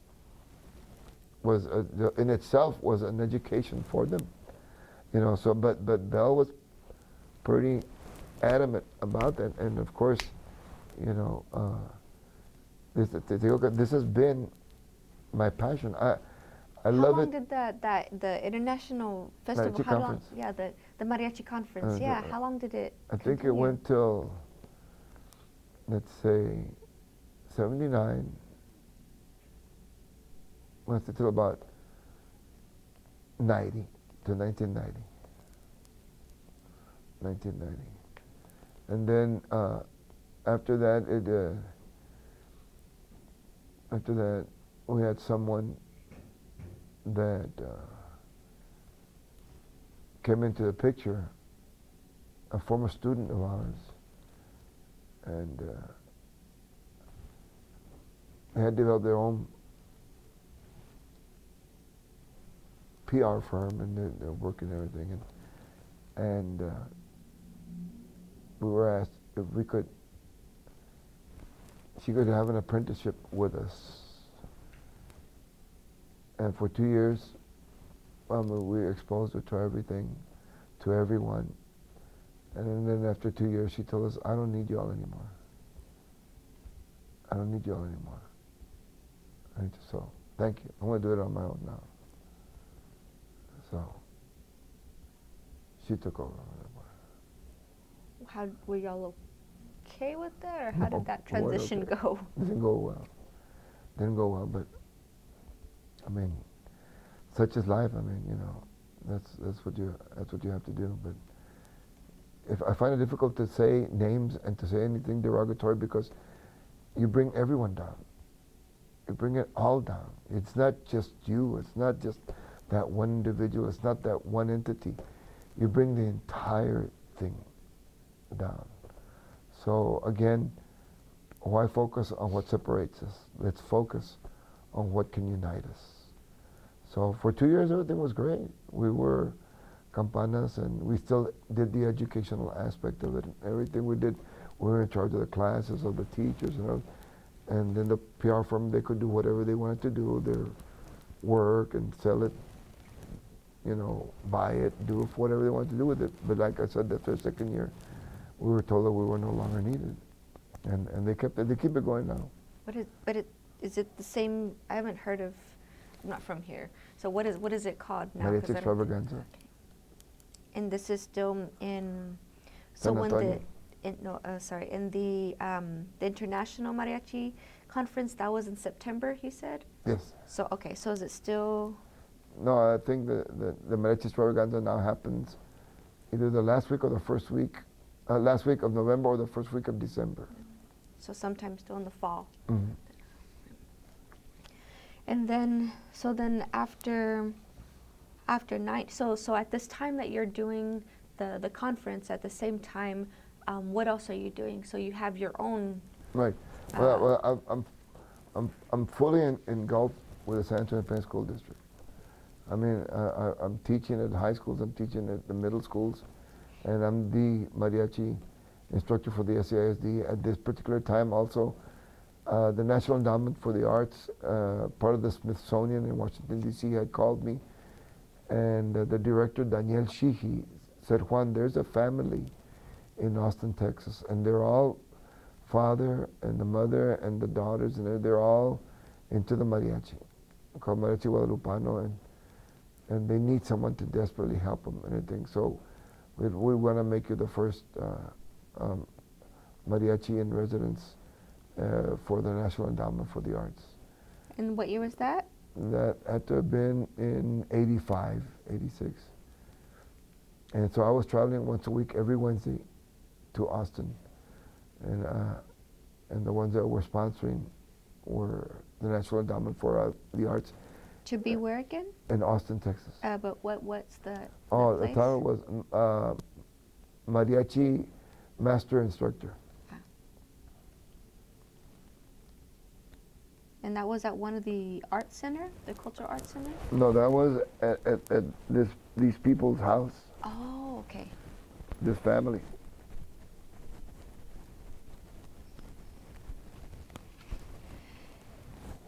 Sorry, he's coming out on TV, ¿verdad? No.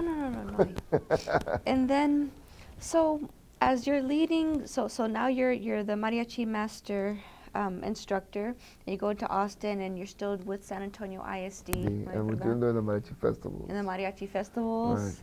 and then you're still directing the Campanas. Campanas de group. America. So it's a lot to It's a do. lot, How let me did tell you you. maintain balance, and how was your relationship with the rest of the? I mean, I guess with each of these groups, especially like with Campanas. Well, it was all As the director. Yeah, it was all encompassing. It took every amount of energy that I had. You know, I grew as a person, as a leader, as a director, with Campanas. You know, Campanas grew and it came into fruition because it was a product of the educational mariachi system in the SCISD. So there were players there that I had selected from the different high schools, and that's how Campanas de America got started. It was a product of the educational system, you know. So with that in mind, by 1980, when it was Campanas de America, the group was already 2 trumpets. It was 3 violins, guitarrón, vihuela, guitar, and there was hardly any other mariachis that had that number in it, that had violin players in it. And so we were financially we were about pretty close to what the standard rate was for mariachi back then. So, but I had a bigger dream. It wasn't about the money. It wasn't about the fame or anything. It was about using education to get these students to continue to become productive people in our community, and to go as far as they could in their education. So that's been the motivating factor. In the meantime, we had played for President Ford. We played for Carter. We played for George Bush Sr. We played for Clinton. We played for Bush. See, yeah, I saw those. How did that happen? Did they contacted you? Yes. How did that work? Well, Gerald Ford contacted Bell because he was still at SAC, and President Ford wanted to develop a contingency with these Spanish-speaking people. So he actually had us travel with him for 3 months, June, July, and August, and we'd go wherever he was going to go speak, and we would play, and we were part of the entourage. And that was the first White House clearance that we had gotten. And then from there on, Henry B. Gonzalez always invited the San Antonio Independent School District Mariachi to go play for his birthday. Every year, Henry Gonzalez, we did this for about 10 years, going to play at the congressman's house. So obviously we had invitations to go to the White House, and we do that. And then in between there, like I said, when Carter won the presidency, we went to go play for Jimmy Carter because we had that contact with Congressman Gonzalez, and you know, so we had that one. And then when Clinton, Bush Sr. came in, well, we had other contacts in the state here in Texas, and that said, hey, we need to keep doing this. Of course, the strongest push came from Henry Gonzalez. And then when Clinton came in, when Clinton came in, by that time, Leticia, the eldest of Bell's daughters, was starting to get more involved in politics. So she started dealing with all these people. Okay, well, we're going to do this. And then she got our governor that was going to be our president, George W. Bush, the son. He declared us as ambassadors of the state of Texas. And we played both times for him at the White House and his inaugural party. And we did all of those programs. And then his was the last one. We haven't done Obama. We haven't done Trump. I don't think we want to do Trump. but that was the last time that we got the invitation. So I'm going to pause right there, Ms. Ortiz, because that's a perfect way to pause it. It seems like we have about 5 minutes left on our SD card. Let's do it. So, well, we're going to, she's going to go check to see if we can get another, I can finish it off in 5 more minutes. Well, I mean, there's I know. It's up to you all, but I can finish it in 5 minutes. No, we're going to see. I mean, there's some more that I wanted to hit at. So you were telling me about you playing for not 1, 2, 3, I mean, multiple presidents, right? In these different administrations. That's amazing. And how they contacted you. How did you feel? I mean, multiple times. Was this where did you play for them? Was it in the White House? Was it in, when was it that you played at the JFK Center? Where did you play? Well, we played at the JFK Center all the time, but we would do that not through an invitation to the White House. We did that through the Hispanic Heritage Awards. We always had the invitation, and we were their house mariachi for many years.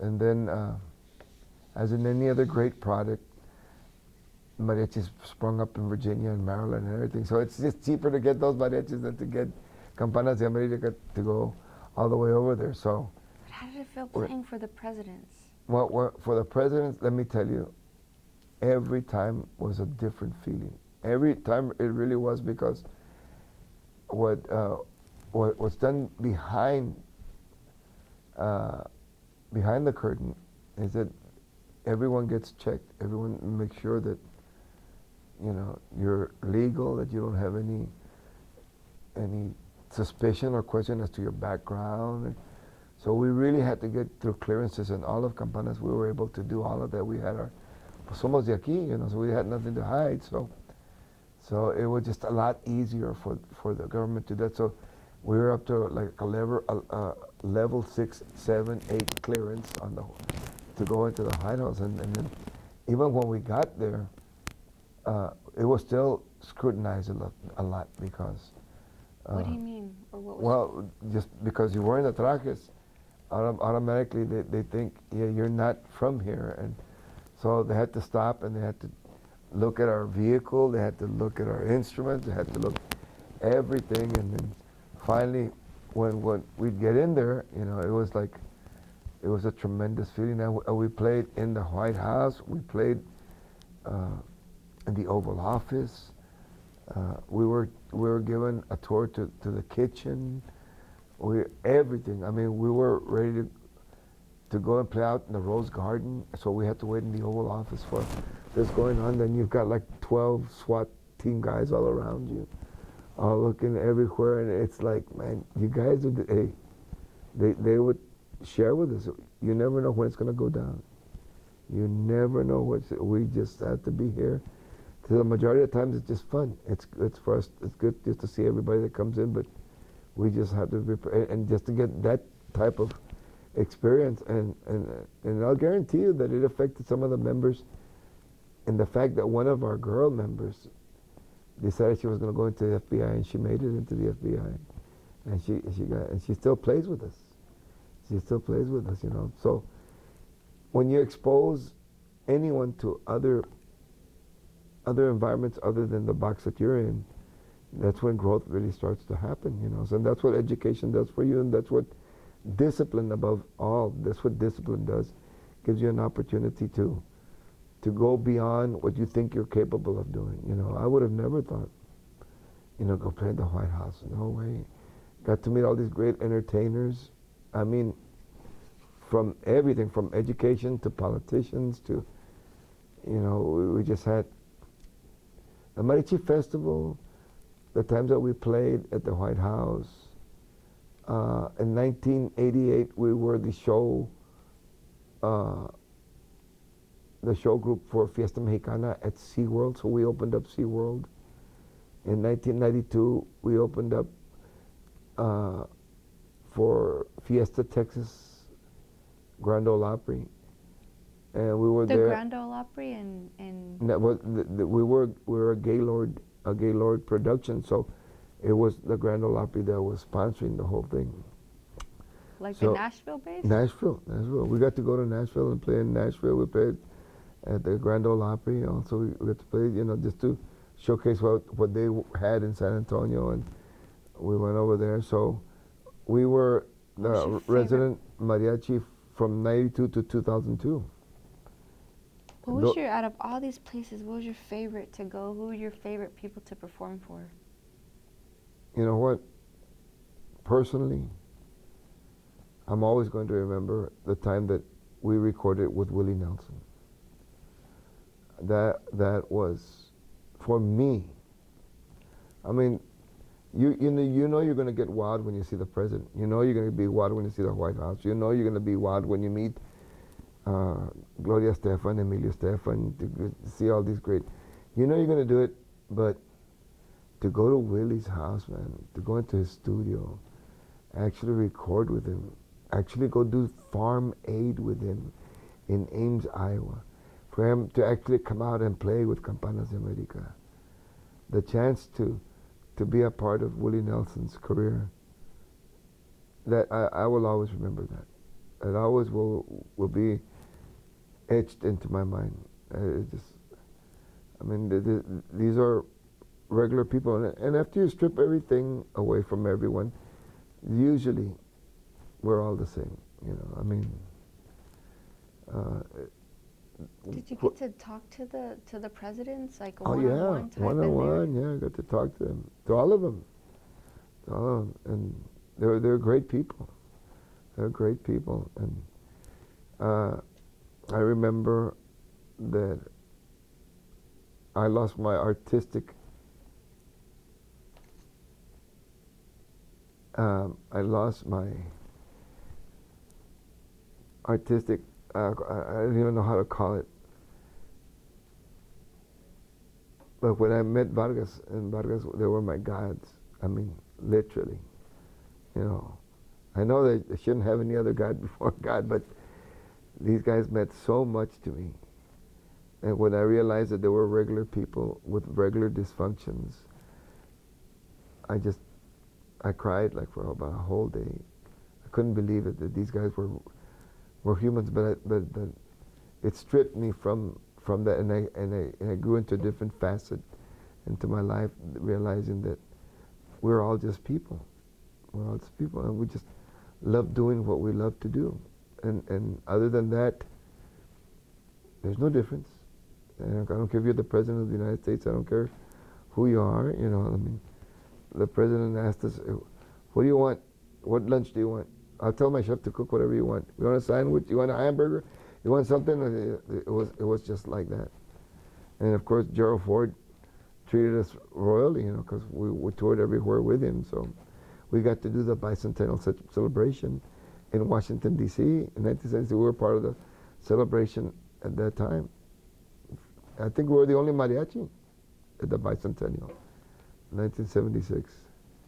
So it was an amazing time. Willie Nelson and dealing with that type of environment was unforgettable. Also, the other unforgettable experience was to perform for the first time at the Hollywood Bowl. Man, at the Hollywood Bowl, man.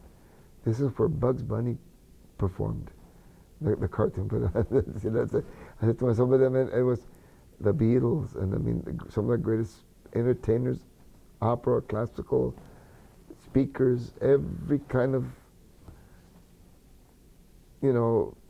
art form been done, and to have us be the first mariachi to play at the Hollywood Bowl. It was called Mariachi USA, and it highlighted with Mariachi Vargas playing at the end. But the very first notes to come out of a mariachi, we were the opening act at the Hollywood. The very first song, the very first notes of a mariachi at the Hollywood Bowl was Campanas de America. You know, so those are lasting memories. So at this, it seems like a peak, you know, Yeah. in terms of the career. I mean, not that it hasn't peaked since, but that's, I mean, that was some big highlighted moments. Did you think there was did you ever feel that there was a change in the perspective of how people viewed mariachi music Oh, from yes. when you first started to that moment? What was that change that you felt and saw? Most definitely, it exists today because in 1990 we were asked to be artists for the record label The Little Joy La Familia, and I accepted. I said we're going to do that. And at this particular time, Virgin Records, Warner Brothers, they were all talking to us. They were all wanting us. They were considering having us be a part of their record label. But Little Joe was the one that I felt. And at that time, I said, we're gonna cross the line. I said, we're gonna put a percussionist in the mariachi. And there's been percussion in mariachi ever since mariachi's been recording. They've added drummers, they've added keyboards, everything in the recording. There's nothing new under the sun. But to actually have a drummer, to actually be a part of the mariachi, that really created such an uproar. We were the first mariachi. And that was your decision? That was my decision. And that was in 90, you said? 90. And we were the first mariachi to have another color outside the traditional colors for the trajes. And we were the first ones to have the really strong cobalt blue traje. To this date, many groups refer to the Campanas blue.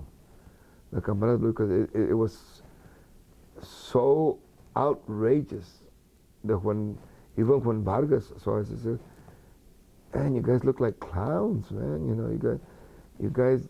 That's not a color for a charro suit." Whose decision was to change the color? Mine. Why did you change the color? Why did you add a drum? What were you thinking? What were your thoughts? I was thinking about evolution. Anything that doesn't evolve is going to die. If it doesn't evolve, I don't care what it is. It's going to have to make a transition. Nowadays, you've got the all-girls group, Las Divas, out of L.A. They've got a percussionist in their group. You've got Mariachi Bronx out of L.A., Mariachi Bronx.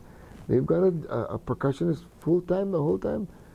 But now it's acceptable. Why? Because someone was able to step outside the box, introduce it, and do it well, not do it haphazardly. No, we're going to rehearse it. It's going to sound good. Obviously, we can't perform every single gig, every single tocada with the drums and everything. So what we had our percussionist have the guiro, and he had the conga with him, and he would go with us, and he'd be playing the songs, he'd play the guiro with everything. It was a percussionist all the way through. All the gigs would be done. When we had a big show, we'd have the full drum kit. And we were the first to really create a notice of women in mariachi with all men. We were the first group. There were other groups that had done it before. Don't misunderstand me, but Mariachi Vargas has never had a girl to begin with. Los Camperos were the first national recognized group that put a girl into their mariachi, and it worked because the director wanted it to work, and then she bowed out, or whatever the case was. She no longer was with the group. But Campanas was the first mariachi that was put on the limelight that we always featured a girl. And then one of my former students in the SAISD said, "You know what? I want to do an all-girls group." And I was the first one to create an all-girls group here in San Antonio. It was called Las Estrellitas. Mariachi Las Estrellitas. And that was in 1979, 80. And then one of my students came in and he started, and then from there, a plethora of all-girls mariachi groups came up. But because we always were, I've always felt that if the person is strong enough to hold their own, it doesn't matter what they are. It really doesn't matter what they are. Now, it's par for the course. You see Vicente Fernandez performing, and he's got a keyboard player with him. He's got a drummer with him. You know, he doesn't do the regular performances, you know, but when he does his show, it's all a part of that.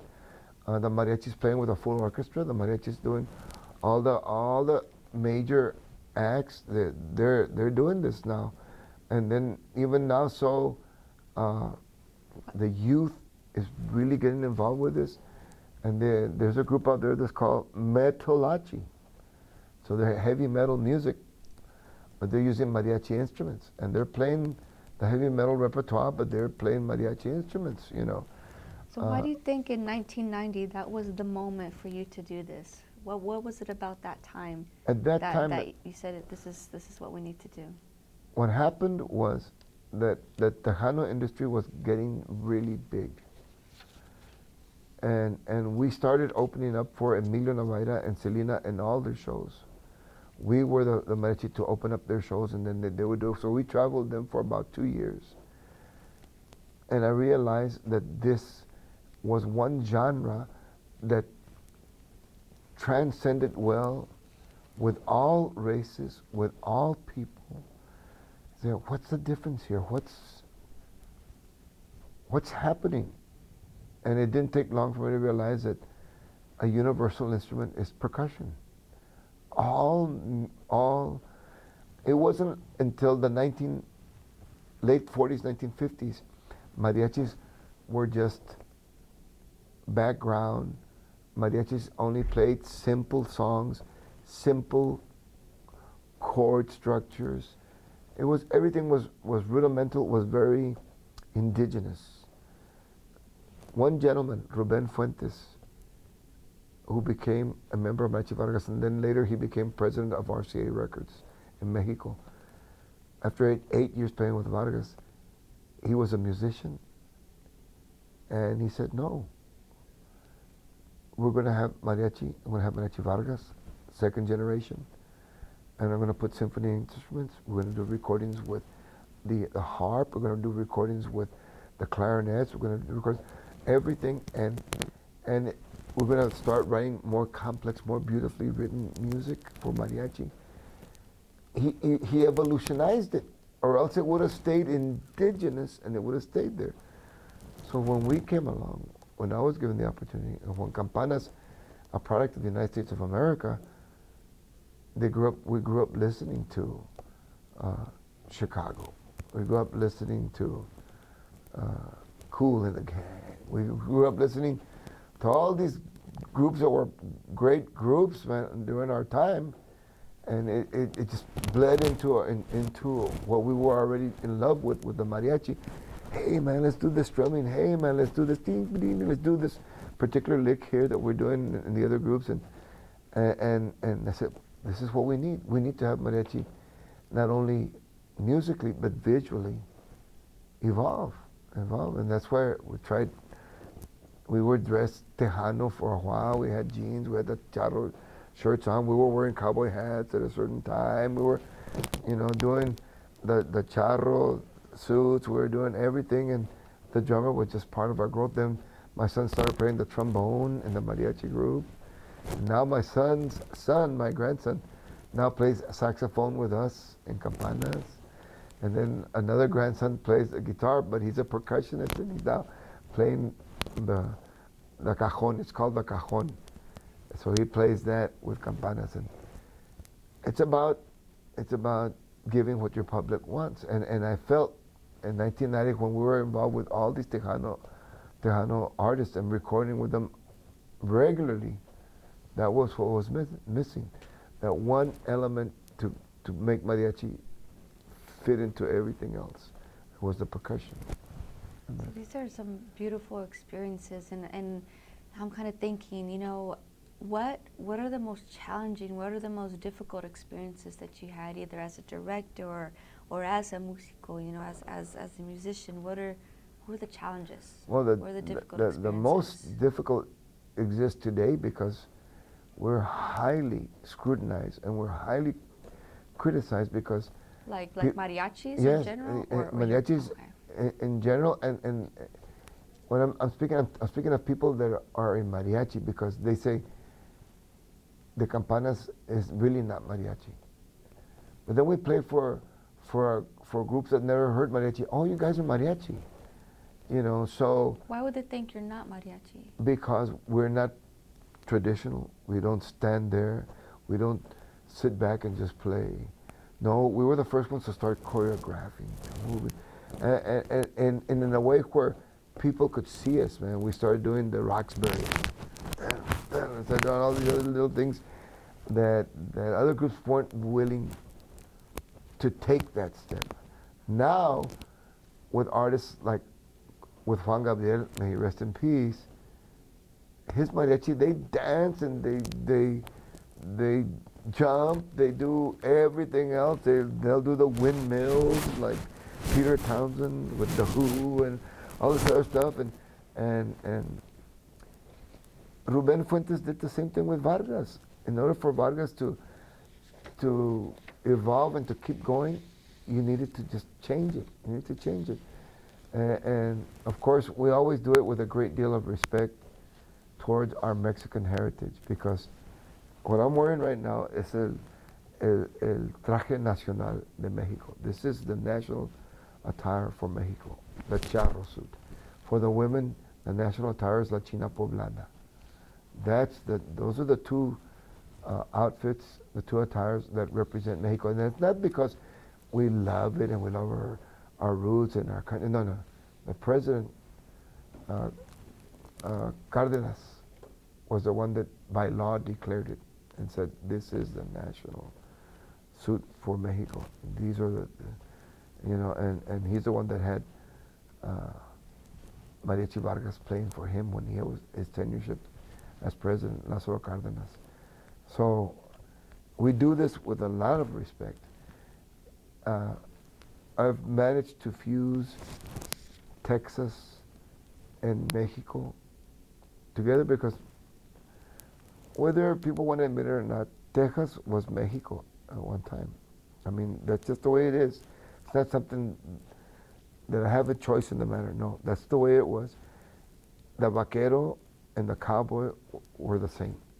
The vaquero and the cowboy were the same. The outfits were the same.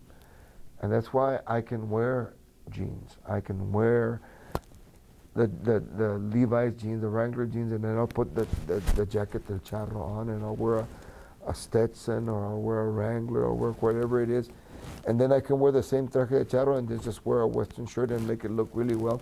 It's not being disrespectful. It's just embracing the cultures. That's what it is. And when you understand what you're doing, when I've done all the research, when I've given my life to it, when people talk to me and they understand that, God, this guy knows what he's talking about, they have a different opinion. They have a difference in their thoughts. He's not just doing something out of the whim. He's structured. He knows what he wants to do, you know. So does that include like adding new songs to your yes, repertoire and that's it, and interacting with the audience? Has that changed the no, type of interactions or songs that you've added? You know, King Solomon best said it. There's nothing new under the sun, but it's always reiterated. It's always reiterated because I remember speaking with Rigoberto Alfaro, who happens to be a former member of Mariachi Vargas, and he was, and now he is one of the premier arrangers for Vicente, for Pedro Fernandez, for Aida Cuevas, for Las Divas, I mean, he's written for Juan Gabriel, for everyone. And he told me one time, back in the early 60s, he said, Juan, Ruben Fuentes called us up, certain members of Mariachi Vargas. We're going to meet in this hotel, at this restaurant, and I want you guys to come prepared, take notes down and everything.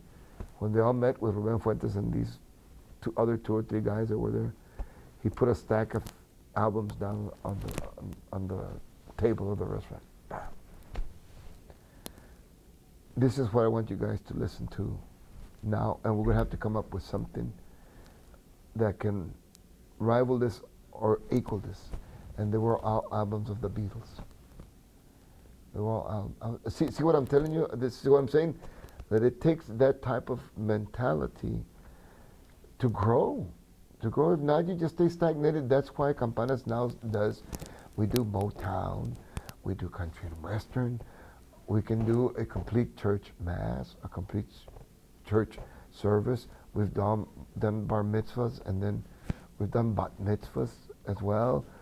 You know, they tell us, look, these are songs that we don't approve, so please try to stay away from this and do that. But if there's any ensemble that can do it, it's Campanas has met that challenge, you know, and we were able to do for 10 years a 3, 4, 5-day show for Fiesta Texas, Grand Ole Opry, staged it, choreographed it, cued it with script, rehearsals, the whole thing, the whole production, you know, we've been able to do it. We met the challenge. And I don't know if any other mariachi could have been able to do that. Maybe they could have, but to us was presented the opportunity and we answered the call. And that's why I feel that Campanas is still very much pushing that envelope all the time.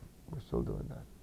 And in terms of educating others, I know you've talked quite a bit about this, your long legacy of being a teacher and being in education. So why do you feel that it was important to create the, you know, like, for example, the Mariachi Academy at Palo Alto, and why do you think it's important essentially of just continuing this tradition of mariachi music in the community?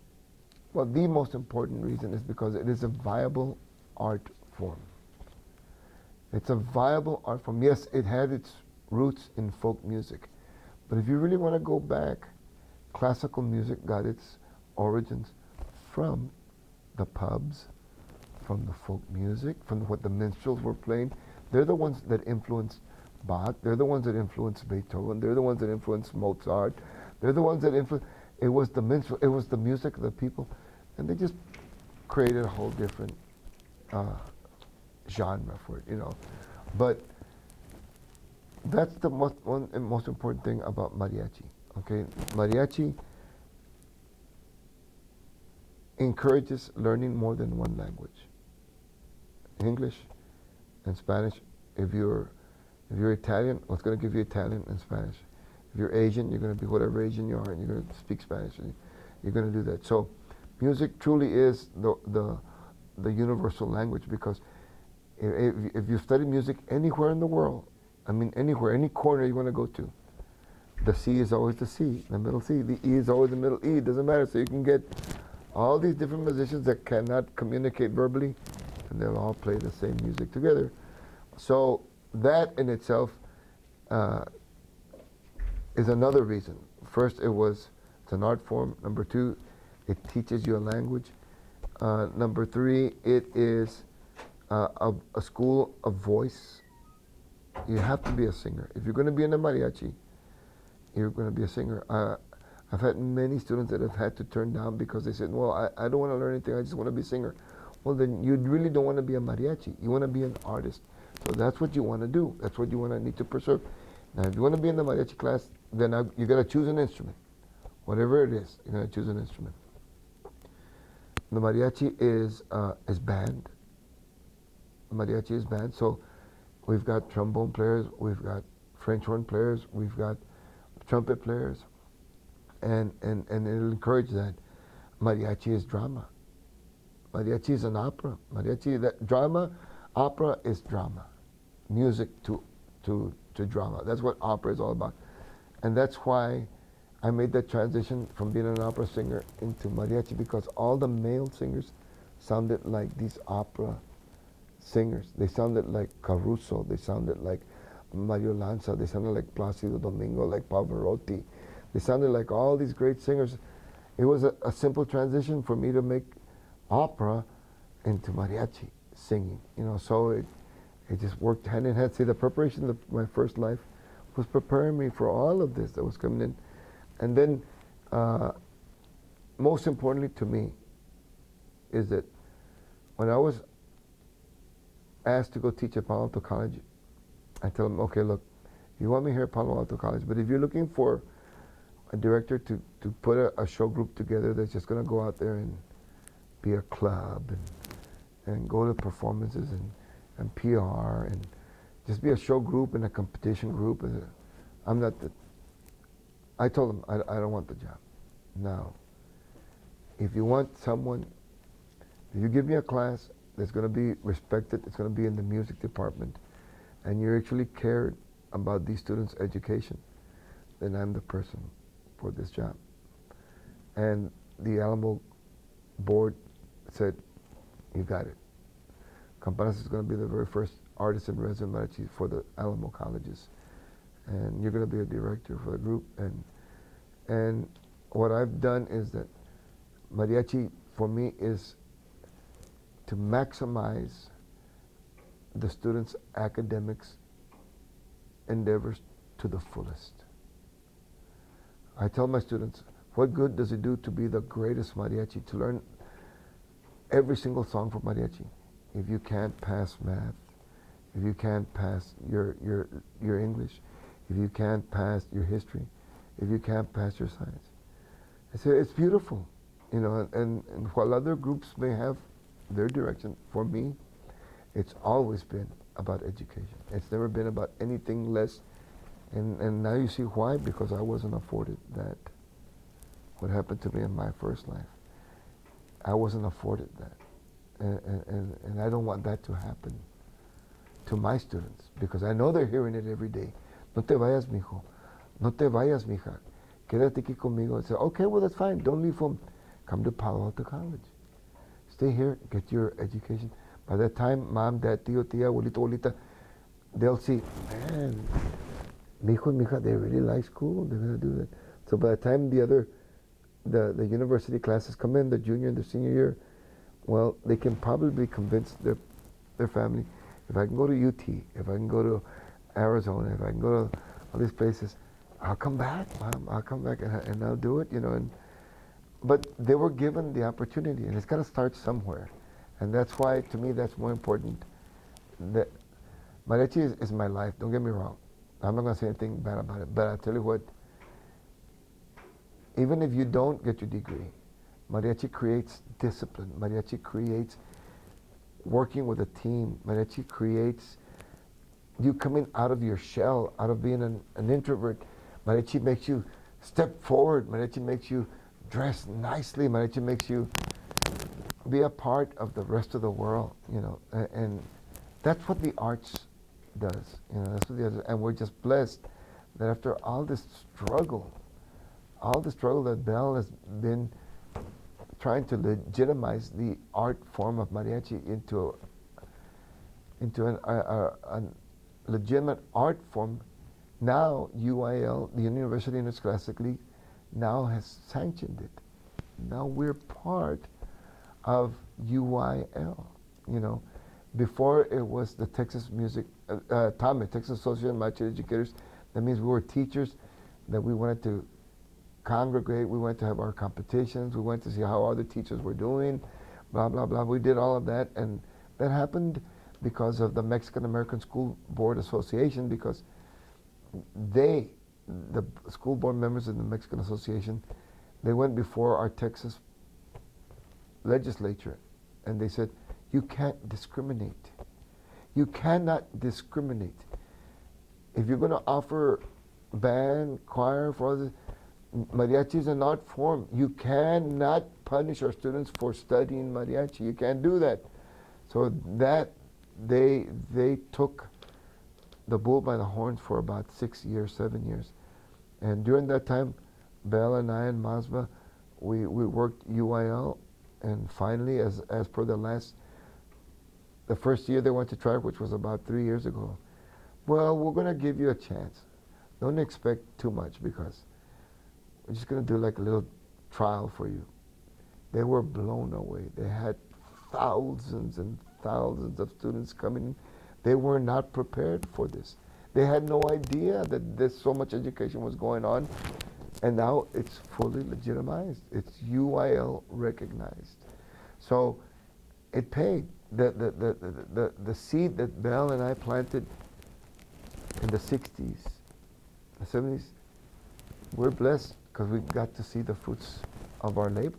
That's what's happening. So that remains my primary motive, because I want my people to know. I want everyone to know that we have culture. We have an origin. You know, we can be proud to wear this traje. We can be proud to say, ¿Cómo estás? Bienvenido. Along with Guten Tag, you know, along with Bonjour, along with Ohio gozaimasu, along with all these other languages. You know, we need to be proud. Yes, we are common folks. Yes, we have our own deficiencies. We have our own, you know, dysfunctions and everything. But you don't have to worry about that. Let's present the greatness of our people.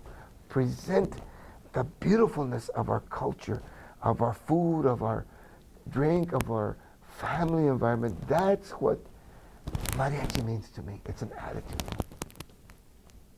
Thank you so much, Mr. Ortiz. Is there anything you'd like to add that we haven't discussed? Well, I'll tell you what, the one word that I've used that has appealed to everyone, no matter what culture they are, what language it is ahua. And they ask me, well, what's ahua? It's just like saying, yeah. It's like saying banzai. It's like saying any yell that you want to say, but they can associate with ahua, like saying ole. So that's what I always use as a transition, as something to bridge all the different cultures that we come in contact with. It's ahua, and we're going to continue to do this, and the bells of campanas will continue to ring, because my son Roland has taken over the reins for the group, and now my grandkids are coming into it. So how important is that for you? Oh my God, that's everything for me, because I know it's going to continue. It's going to continue. This is our 42nd anniversary. Never thinking that it would get to this point, but for my son to actually pick it up and says, I want to do this. I want to do this, Dad. And it's something I'm going to pass it on. Every father, that's their dream. Does he cite they you want one of their siblings to take over what they've begun. Does he cite you and your wife as his inspiration in wanting to do this? Mm-hmm. Yeah, no, he's seen the bad, he's seen the worst, but he's seen the best of it also. So he can see that. And now, because he's a lot younger, they know how to deal with the evolution.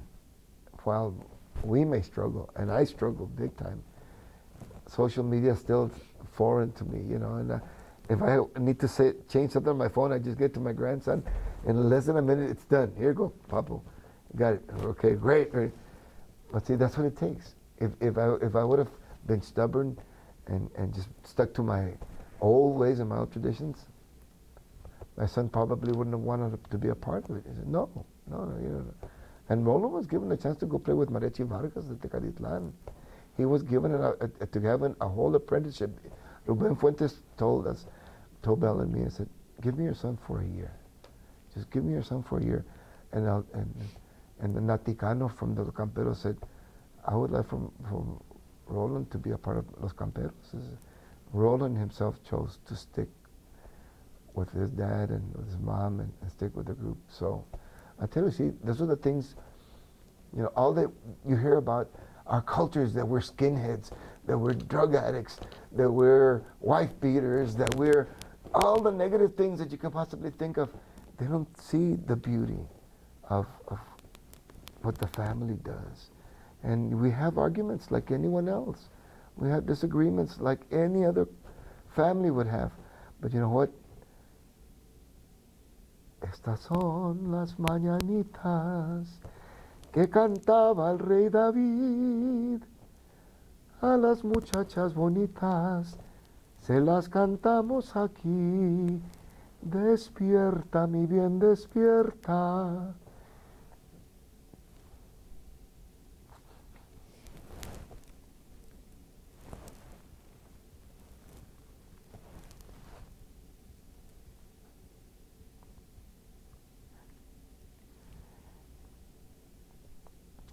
doesn't matter that I have sung that song 10,000 times. It's the most beautiful song for any function.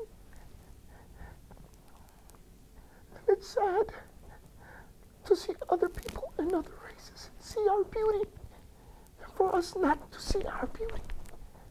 That's the thing that separates me from any other director. I can see it. That unites us. I apologize for breaking down, but that's how passionate I am about this music and this culture. Mariachi is an attitude. I apologize. Muchísimas gracias.